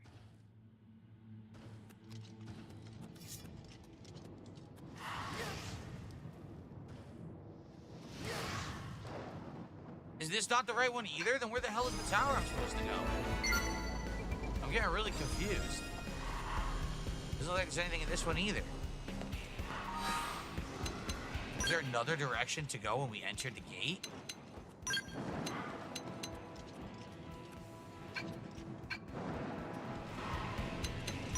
Look, there's nothing up here at all.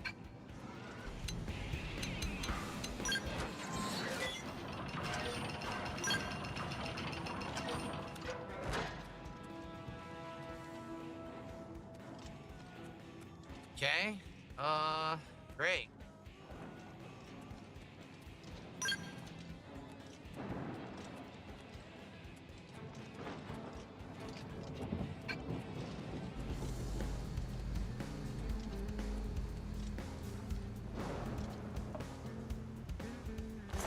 Do was a mythic Dong guard.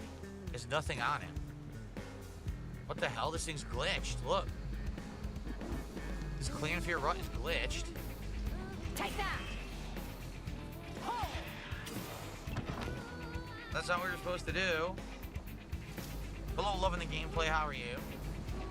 So it wasn't this door. It wasn't the other door. What door are we trying to get to then?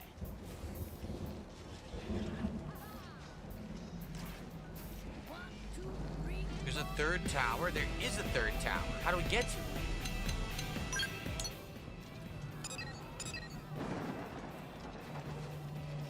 Do I keep going? Maybe I have to keep going this way?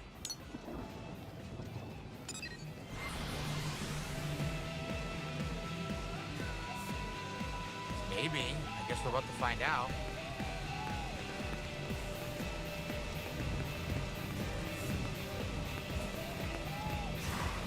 There are quite a few enemies, so maybe, yeah, this is what you're supposed to do. Skip the first two towers. They were dummy towers. This one just looks like a pain in the ass gauntlet.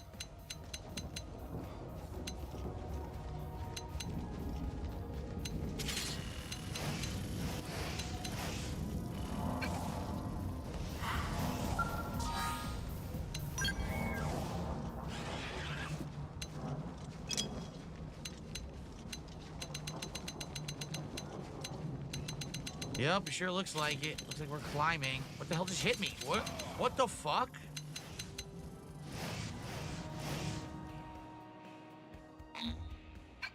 Apparently landmines.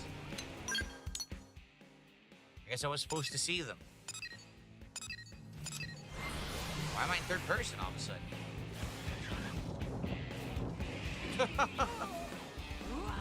Stupid landmines. I didn't even see them.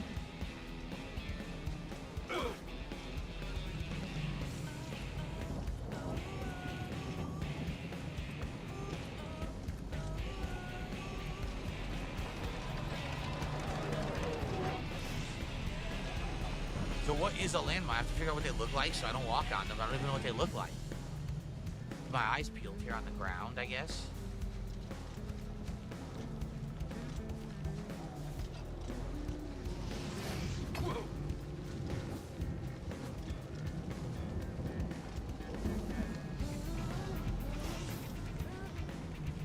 In here, I don't see any yet.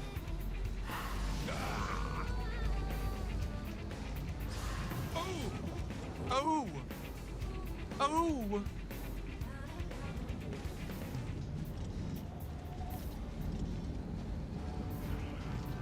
I still don't see any, right? I don't see any landmines anywhere.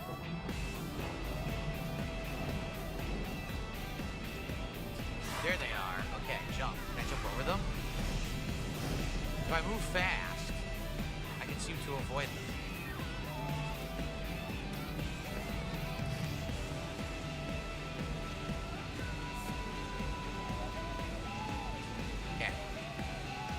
Quick save.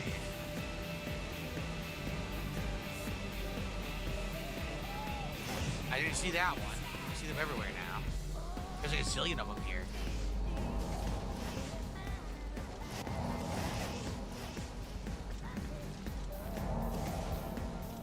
Okay. Ugh, what a pain. Now Kick Chat has frozen apparently. I haven't seen anything move in Kick Chat for 3 minutes.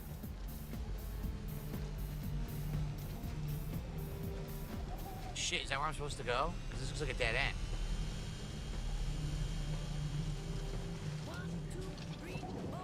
Or not, maybe this is the right way, I don't know.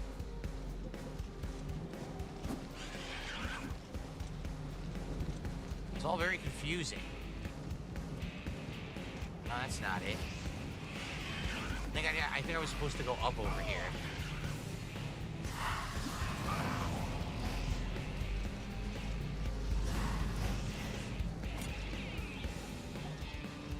Over here.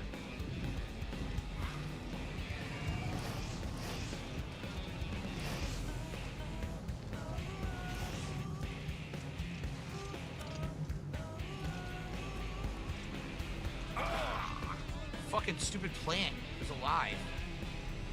No? How do I climb? How do I get up here? The tower's there, but I don't know how to get up to it. What the fuck? I have no idea how I'm supposed to do this.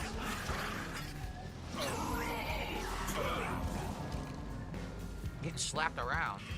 Oh my lord. I feel like there's a cave or something I need to go in, but because the graphics have been redesigned, I don't know where it is, and I'm lost. Because I remember some of these Oblivion gates were very confusing in the first run 2 years ago, but everything just looks samey now because of these new graphics. See how nothing like stands out? I don't know what I'm supposed to do.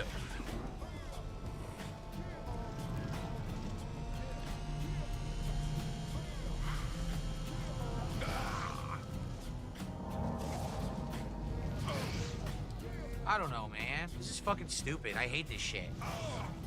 I told you the Oblivion gates are literally the worst part of Oblivion, yet they're required to finish the story. Oh.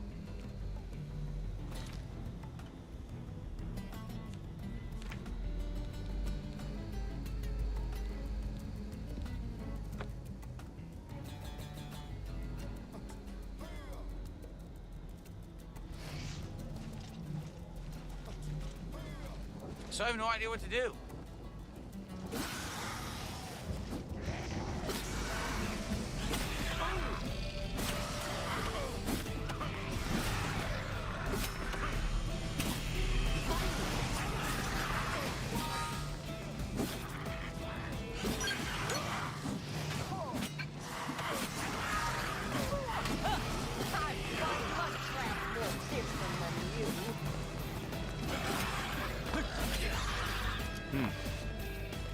Sheesh.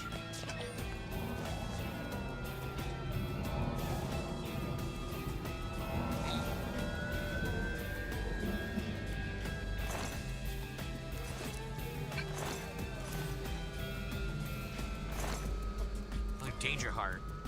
Well, at least I got some kills there, but again, I don't really know what I'm supposed to be doing. I'm lost here. We went all the way and it was a dead end, and there was nowhere to go to continue on. We got these stupid landmines. Look, landed on.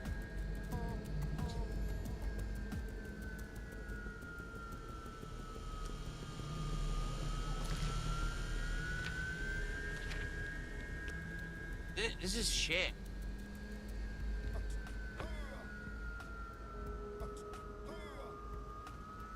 I'm actually quite bored because I know we have to do these Oblivion gates, but they're so boring, and with this new graphics, I can't tell anything apart. Am I supposed to be impressed? I said everything kind of looks the same now.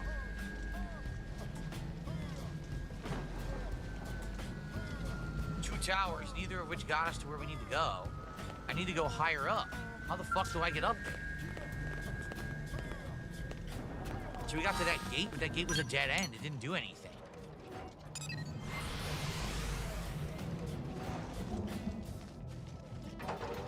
Is there another direction to go?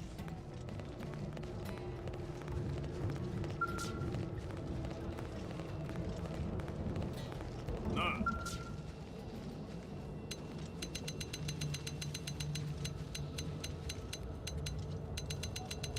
No, this is a dead end.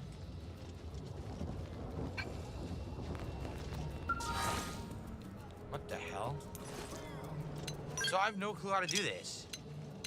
It's obvious there's a way you're supposed to figure out like a cave or something, but you can't see it. The new graphics have changed how everything looks, and in the original, things kind of stood out because the graphics weren't that good. So you could like see a door, right? Now, I can't even see anything because everything looks the same. The improved graphics have actually made the Oblivion gates worse.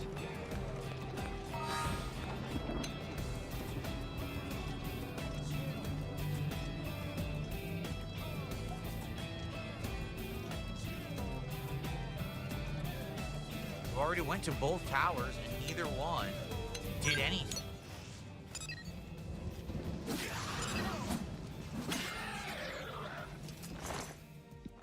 She insta-killed him. 1 slash.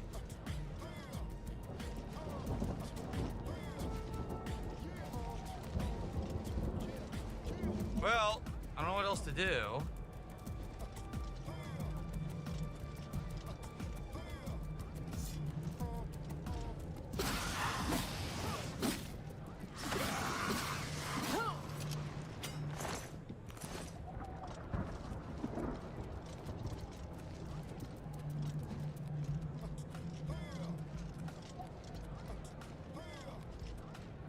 I know this is boring. I know. Seriously, it's boring. This was boring in the original, too. I told you, the Oblivion Gates are the worst part, but you're required to do a certain amount of them. This is one of the required Oblivion Gates. And it stinks.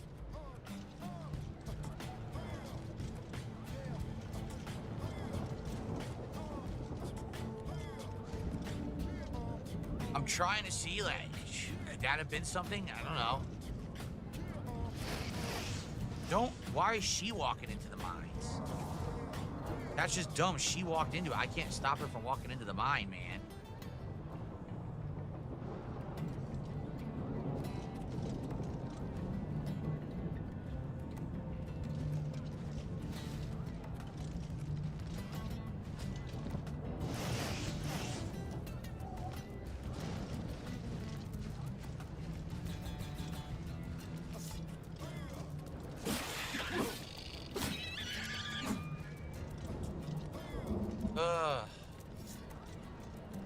Go all the way over here. Again, it's nothing, right? I don't see anything.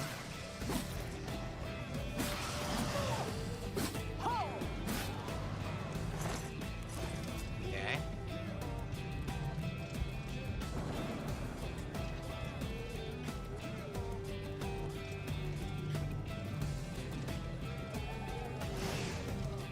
What the?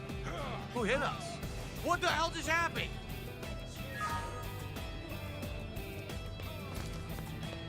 I'm so frustrated because this sucks, and it sucked the first time. Seriously, this just sucks. Not fun. It's fucking terrible.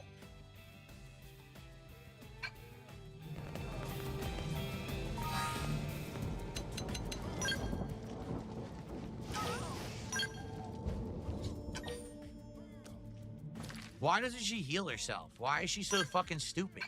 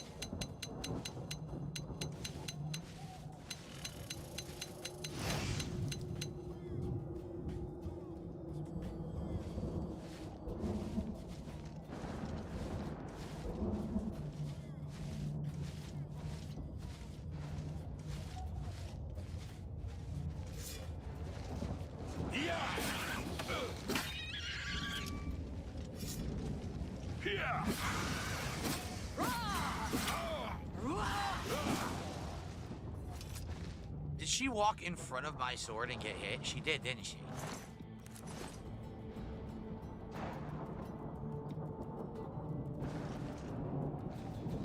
I really don't know how to get up there.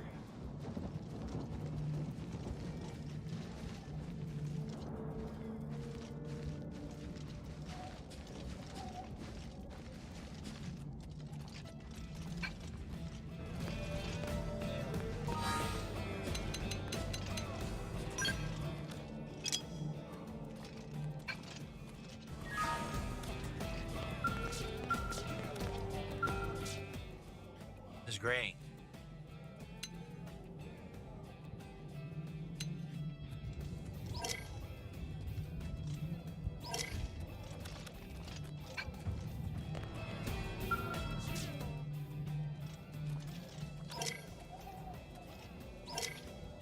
This is so stupid. This is obvious this is not what you're supposed to do, but the game is so dumb that I'm doing it.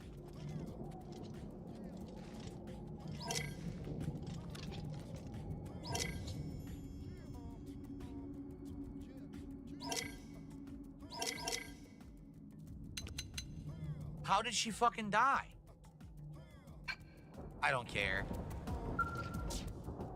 I literally don't care.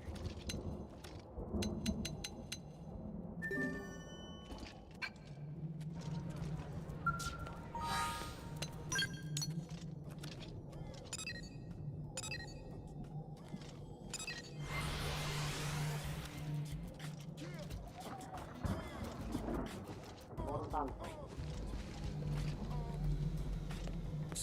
Look how dumb this is.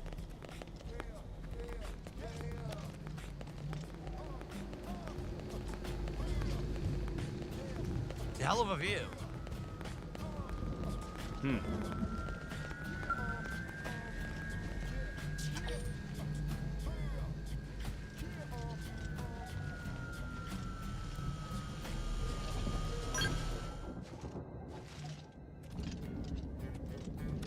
Oh my god, how am I climbing like this? Look how dumb. I'm almost to the tower.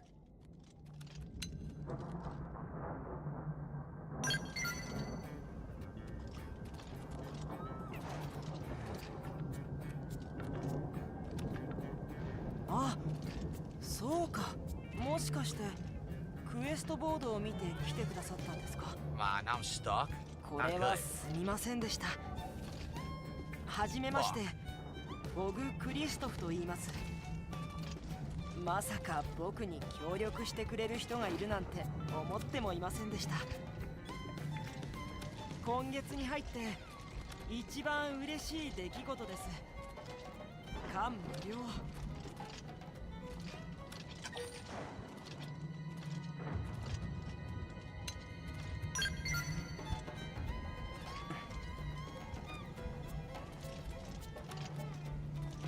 僕のペースに合わせてくれるなんてものすごくいい人ですね。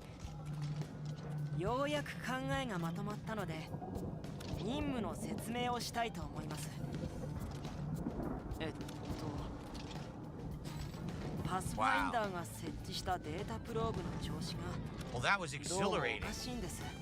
Like, how did they even 彼らは intend for you to do データプローブの設置 this? に専念していまして、僕たちランドバンクにお鉢が回ってきたんです。 I got a grand soul gem. データプローブを How did they even intend for you to do it? I don't even know. Like, there must have been a cave or something to go in, but I couldn't see it. So you just climbed the whole thing like an idiot. Did I receive a gifted sub? Because a pop-up looks like it came up, but yeah, how weird. I got a pop-up saying that Mando from YouTube, okay, gifted a sub. No, it says they resubscribed. Oh, okay. So there is a sub from Mando from YouTube. Okay.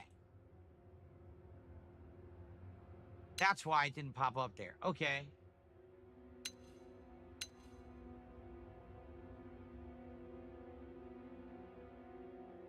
So we're currently at $40 support on the stream. Hopefully we can get this done because I'm so fucking bored. Seriously, I'm so bored right now doing this tower. It's so boring.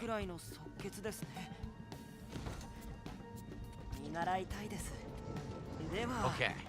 お言葉に甘えて早速向かいましょう。あ、でもまだ行き先をお伝えしてませんでしたよね。場所は忘却の渓谷。何箇所かエラーが出ているグローブがあるのですが、まずは近いところから行きましょう。Where's the door? Here we go. It's not a door, it's another thing up. Yeah, poor Mazoga, nothing I can do. She died. She died in Oblivion, so I guess we're not doing her quest.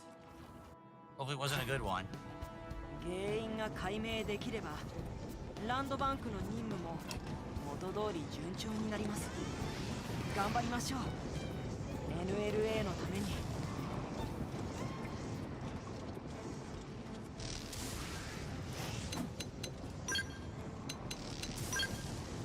These enemies are so stupid. How do they miss?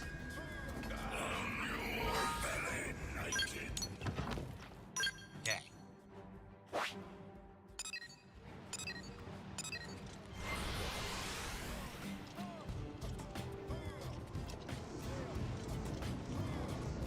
Again, I wonder how she died. We killed all the enemies on the outside.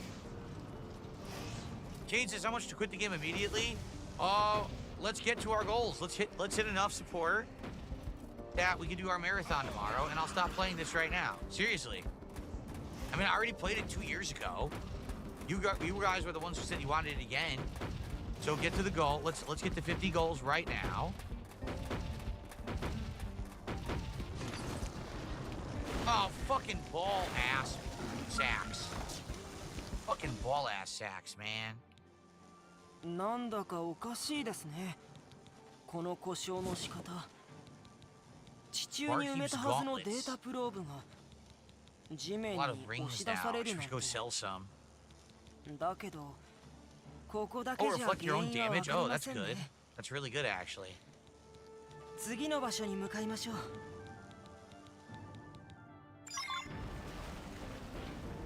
Really, if I wear Gauntlets of the Rat, I get a higher security rating? I should be wearing those then. I didn't realize that.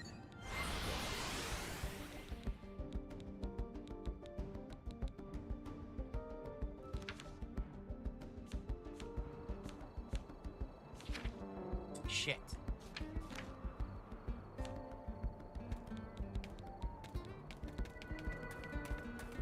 Mace of Shocking. What's crappy?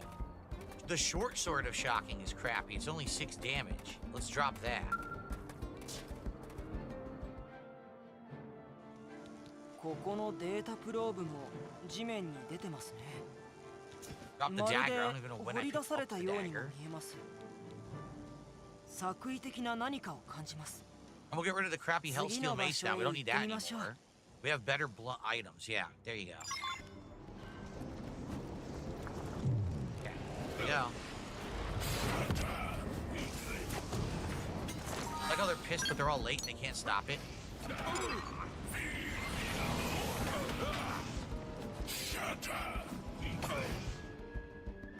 No, but I'm not kidding. If we, right now, if we hit our goals and we unlock the marathon tomorrow, I'll stop playing this and we can do something else.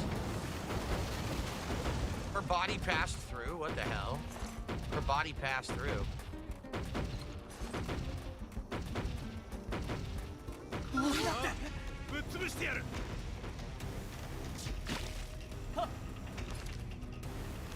I don't even care what we do. We can just hang out. We can play a different game, whatever you guys want to do. Like I said, the reason I started playing this was because it was new 2 weeks ago and everyone wanted to see me play it. I'm going to be honest, I do feel like the appeal has died out. I feel like the whole idea was everyone wanted to see it because it was new at first. But I mean, I just played it 2 years ago. We're not going to see anything in this run we didn't see in the first run. With the first run, I did everything. I did all the factions, right? I did all the quests. I did everything.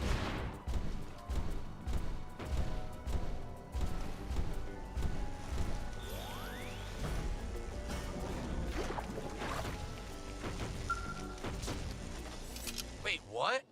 That wasn't the gate? ここのデータプローブも地面に出てますね。 That wasn't the gate. There's another Oblivion gate I was supposed to close here. They were literally sitting next to each other, and I was supposed to know which was the correct gate. That's terrible.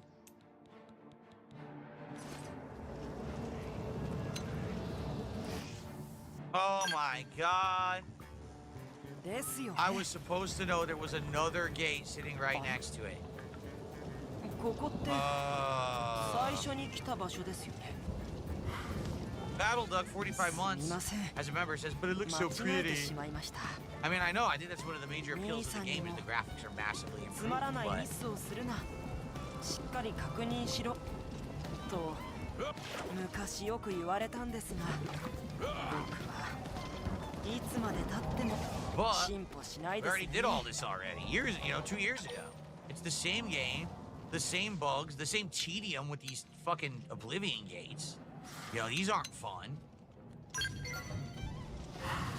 ありがとうございます。寛大な心に感謝です。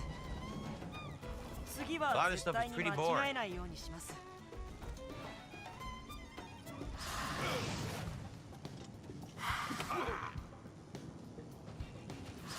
Badly damaged cannot be used. ここに Hi いても Jasper, 仕 what's 方 going があ on, りま buddy? せんね。 Hi, buddy. 本 What's 来 up? の目的地に行きましょう。 What you doing?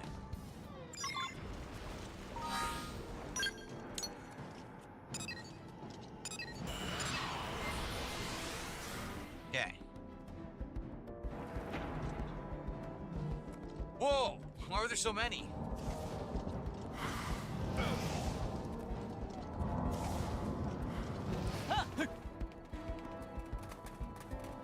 If you remember, I really liked the first playthrough of this game. for the faction quest. They were really good. But outside of that, the all this Oblivion Gate stuff is terrible. It's just not very good at all. Oh man.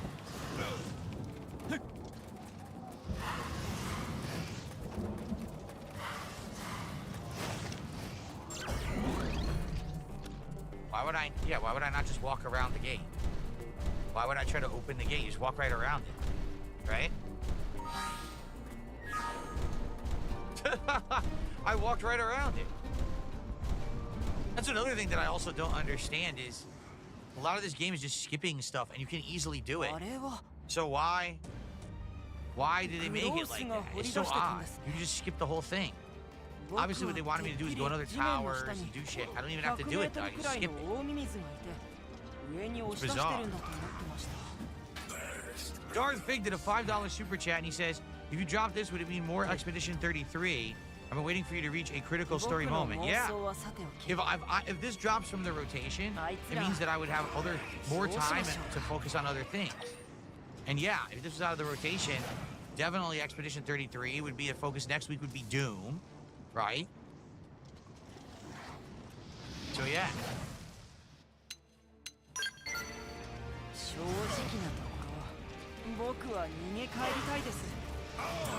How many guys are here? Charging down. ここで叩くべきなんでしょうね。あいつらを見逃せば被害は広がるでしょうし、次に遭遇できるとは限らない。やりましょう。力を合わせれば勝てるはずです。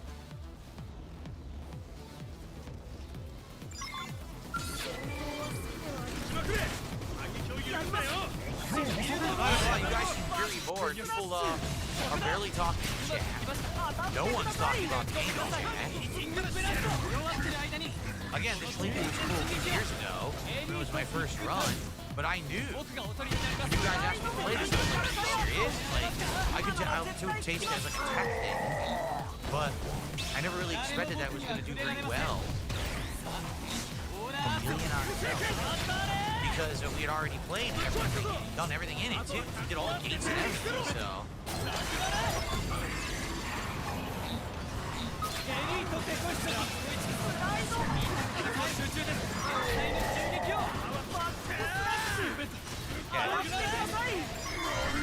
Thank you, Darth Fig.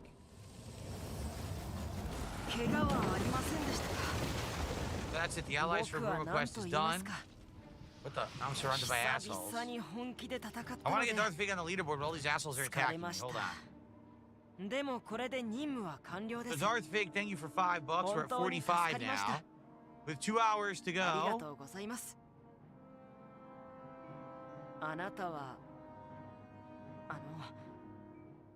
No, see, I agree with you. Eduardo says, it's hard to get into the game when no one else seems to be into the game. I agree with you. 2 years ago when I played this the first time, people were way more into it because it was my first time playing it. But when you just played a game and you play it a second time only 2 years later, it's just not that interesting. You know, it's not. For me, the big thing was the graphics. The graphics have been improved. What else have they improved? Pretty much nothing. It's playing exactly like the original at this point.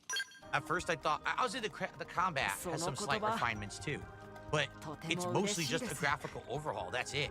And obviously it plays on modern hardware, and that's about it, right? So, have we finally reached the point where we need to move on and do something else? If so, I'm okay with that, but what?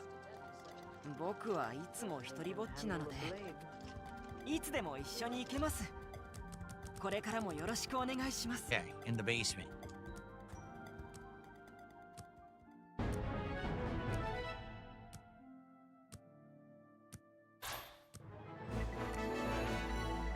No, this is Game Pass. It's a Game Pass game. I didn't pay for it or anything. No.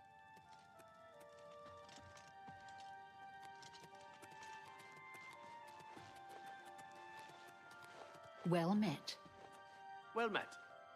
I'm sure you have many pressing affairs. I won't keep you. Here we go. Well, with the Oblivion Gate near Leowin closed, I suppose the immediate threat is lessened. I will do as you ask. Let no one say Leowin did not do its part. Uphold the Empire. Okay, so that's done. Goodbye. Night of the Nine DLC, or any of the DLC houses. No, we did the entire Shivering Isles DLC. And basically what happened was, like, it did well at first, just like everything. I started playing it and it did well. By the end of the DLC, people had lost interest. So I said, I guess that's it. And we never bothered doing the other stuff because it just got boring, you know?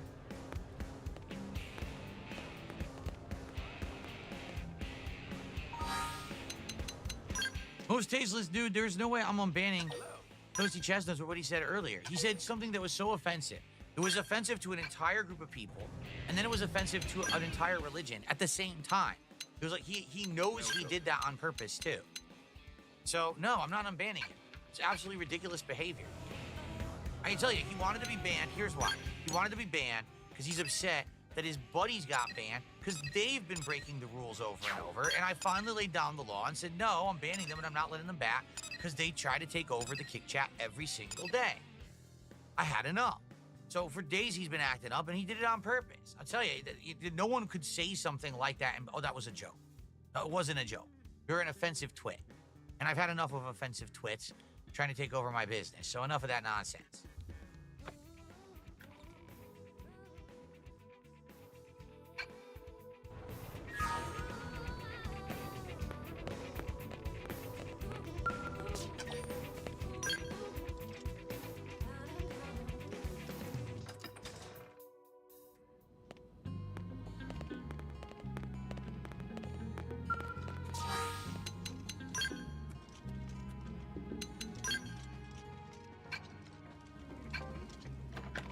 Dining hall. This guy eating.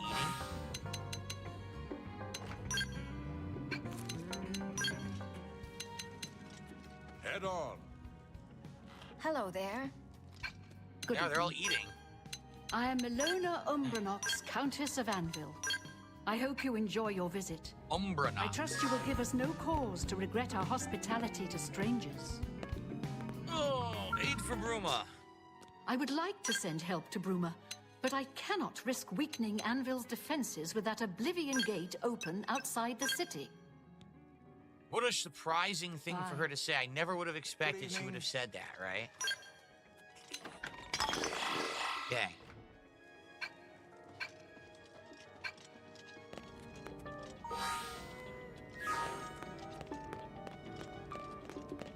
That really sucks. We went into the wrong Oblivion Gate. Oh my god.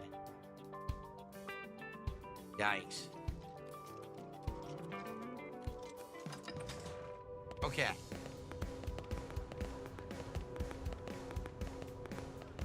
All right, how about this? If we hit the goal, all right, we can switch, but we have to figure out what you guys want to switch or if you just want to do Q&A. Because it's obvious you guys don't care about this game, right? I received a $16 tip from a Khajiit. I have coin if you have wares. Well, thank you to the Khajiit for the generous tip. That's actually our biggest tip of the day.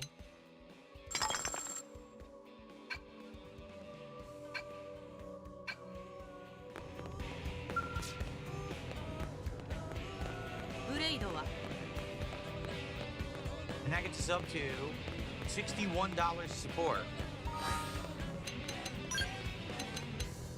So yeah, if we hit the goal right now of 150, we can switch, but I don't know what you guys want to switch to. The thing is, I can't really switch to a game like Expedition 33. Why? Because there's people who show up just for those streams. And if I switch now to that, people are going to be pissed, you know? I would switch to, say, maybe some Blueprints. I would switch to, like, I don't know, Dave the Diver. Or we could just hang out and do some Q&A for the second half of the stream, if that's what you guys really want. But I can't do Expedition because people will be actually legit be angry that they missed it. Because we didn't announce that we were doing it. 新しい任務の話どうしたんですかシレなんだかいつもと様子が違いますけど何か困ったことがあるならタツに話してみるですも What are we doing? You want me to go out? Oh, I'm just gonna do this then. I'm not gonna walk across the whole city. エルマのチームのレギュラーメンバーだけだな。ええ見ての通りよならいいんだ。I liked Dave the Diver. I did. I thought it was. Oh, I thought it was an enemy or something. I thought it was a very unique game. It's fun because it's like it's a roguelike when it comes to exploration and fishing. But then it becomes an actual restaurant sim when you're trying to sell sushi and make dishes for a sushi restaurant. So it's like 2 games in one. And the art style is unique. The music's very relaxing. I actually really liked it. But no one really showed up and engaged or supported it. People were like not talking about it at all. So it was disappointing because I tried something new because people wanted it, but then people didn't really show up for it.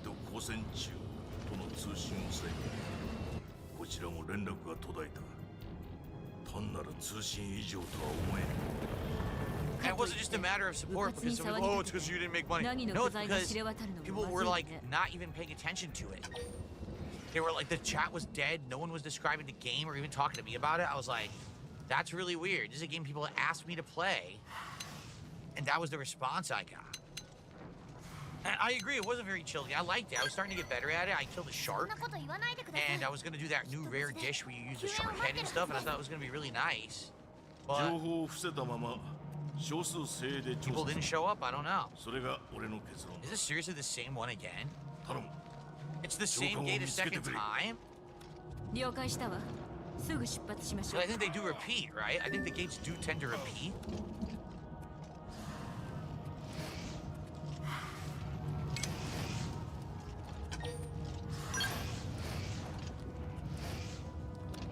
Oh, fuck.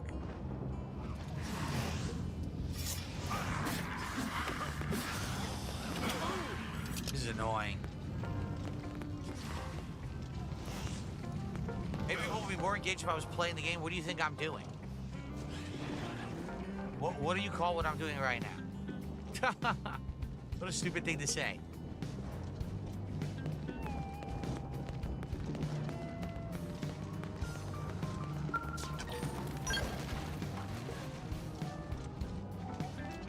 That's just not true. Someone says no one engaged with Disco Elysium. You kept playing because of the money. False. Disco Elysium had regulars who were coming by and supporting, but also were talking about the game. How do you think I learned about it? And I actually had people who were watching and giving me tips and stuff after the fact. What you're saying is completely false.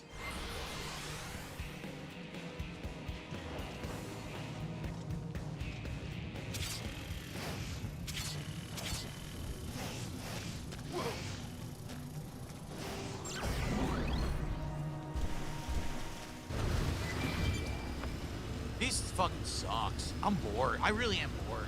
And the thing is, I have to do all these Oblivion gates to even do anything further in the game. I think we should stop playing it. If people are this bored just like me, we should just do something else. Can you believe this is identical to the last Oblivion gate that we did, the one that we didn't need to do?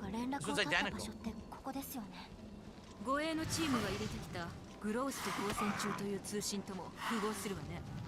Jalen, I hear you, but I can't be here this weekend. He's like, the marathon on the weekend would be better. I can't. Saturday's my day off. I'm doing a 7 effing day streaming week this week. Saturday's my day off. I'm not gonna be here on Saturday, on top of all the other days I'm already working. Okay. I do deserve to have time away with my wife. I told you it would have been perfect last weekend, but that didn't happen. Now we're trying to push for it for as soon as possible this week to break up the week.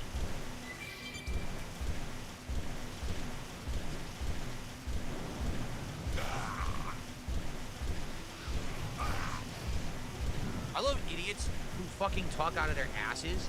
You really think this is bad gameplay that you never played Oblivion because you're a fucking dunce and you should shut the fuck up. Enjoy your bans from my fucking kick chat because you're morons, mouth-drooling idiots. Oh, you're just running in a straight line. Dude, it's the Oblivion gates, you moron. These are the Oblivion gates. They're the most boring part of the game. They're insanely repetitive. There's no way to make these entertaining. I already did this and it's identical. They're making me do a second one. I didn't make the game, you stupid idiot. You're complaining about a game mechanic I can't avoid because it's necessary to beat the game, and it is boring, and everyone knows it is. You're acting like I made the game. I didn't make the game.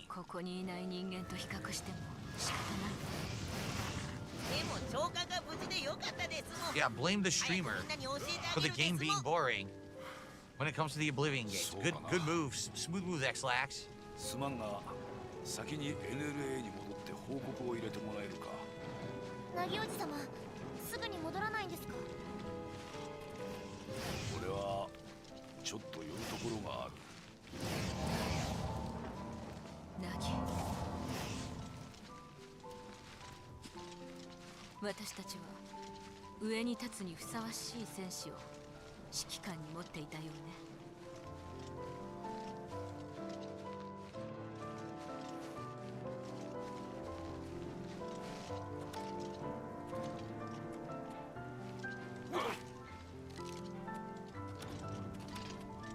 I think this is where I started climbing last time and it worked.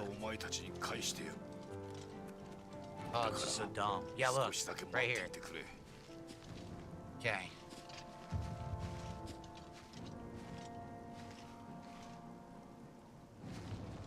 Probably not there. That's too sheer. Probably this way. Yep.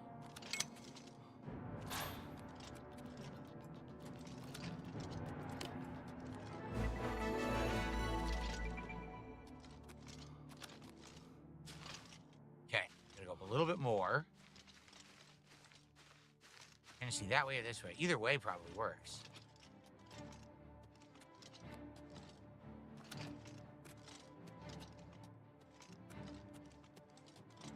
This way? Fuck, I can't. There's just a little bit I need to elevate above. I'm getting stuck here.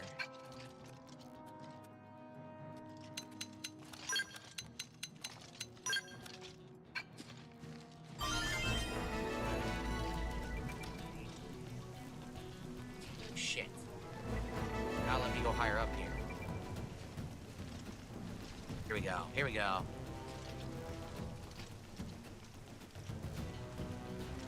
There we are. That's what I needed. Okay, we're almost done. It's literally the exact same Oblivion Gate we just did optionally, but this one's mandatory. It's just bad game design, you see? Like, to have to do all these, it's really bad. And I get it, because someone said it's optional. It's optional, but all that means is you're not completing the story, because the story is you are supposed to do all these, so that everyone comes together and helps you at Bruma. Or else you're basically doing Bruma with no help, which means you bypass most of the story. Like, this is supposed to be the story.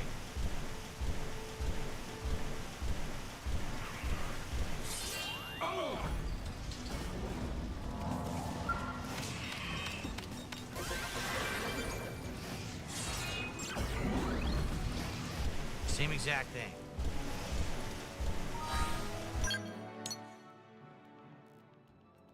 All right.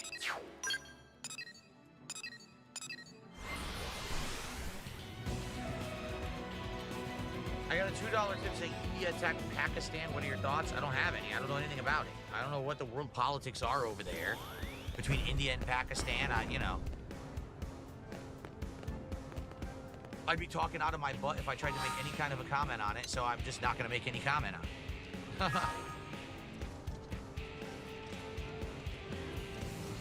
Okay.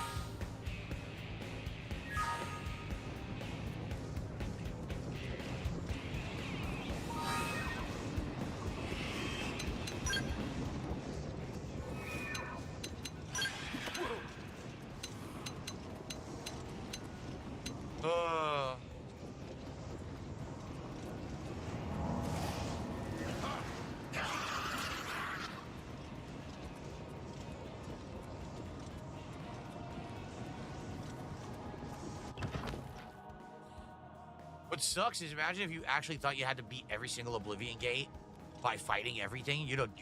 The only thing you do is you gain experience points by fighting, but that's it. All you need to do is climb the tower and grab the Sigil Stone. That's the goal. So, why they designed it like this, I have no idea. It seems pretty badly done.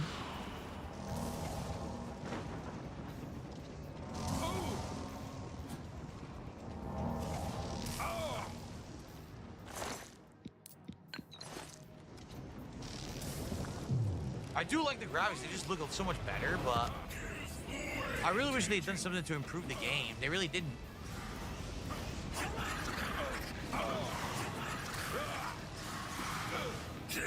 Okay.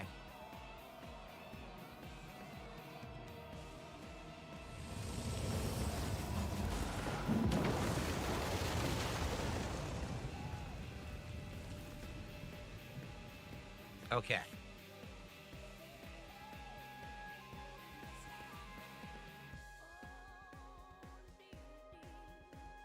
You can sprint now. I mean, that is true.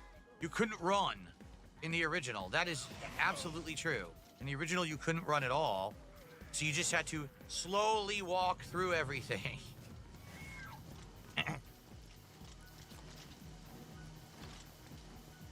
Can't fast travel when enemies are nearby, right?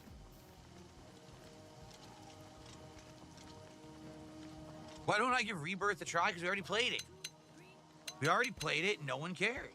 Rebirth was a game that I thought was going to be one of the biggest and most hyped games of last year. I even announced it as such. I said it's one of my most anticipated games of 2024. When I played it, it didn't work. People didn't like it. They were bored to tears. They were sitting here talking about college basketball, March Madness and shit. Like, dude, guys, you know, it's a game, right, that I'm playing. People did not like it. It's not going to work. So, no, I'm not going to go back to Rebirth. It didn't work the first time when it was new. Why would it work now?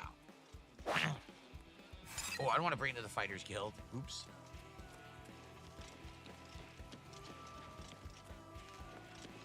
I know, I even bought a wig for Rebirth. I bought... Go in there unless you have a strong stomach. We have orders to leave everything just the way it was until the investigation into the chapel attack is finished. Farewell. Thanks, I wasn't going in there. I guess it was the chapel attack.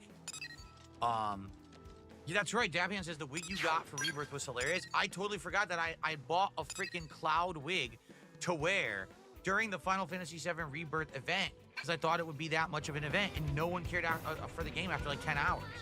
How are you today? Everyone told me it was boring as dirt. Stop playing, so I did. Sea of Stars, man, I would love to get back to it someday, Darth Fig, but I don't know. At this point, we have so many other RPGs to play.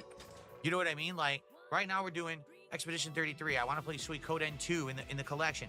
Other things are coming out, so I don't know if we're going to go back to it or not. Personally, I was really enjoying it, but, you know, personally, what I like doesn't always work.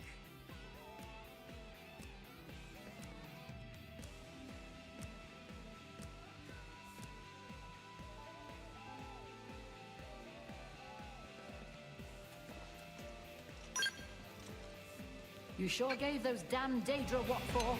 It makes us all feel better to have someone like you around. Gave them a what for? So? I've heard that you've closed the Oblivion Gate outside Anvil. I honor you for your bravery and service to my city. With Anvil safe for the moment, I will send some of my best soldiers to bolster the Bruma garrison.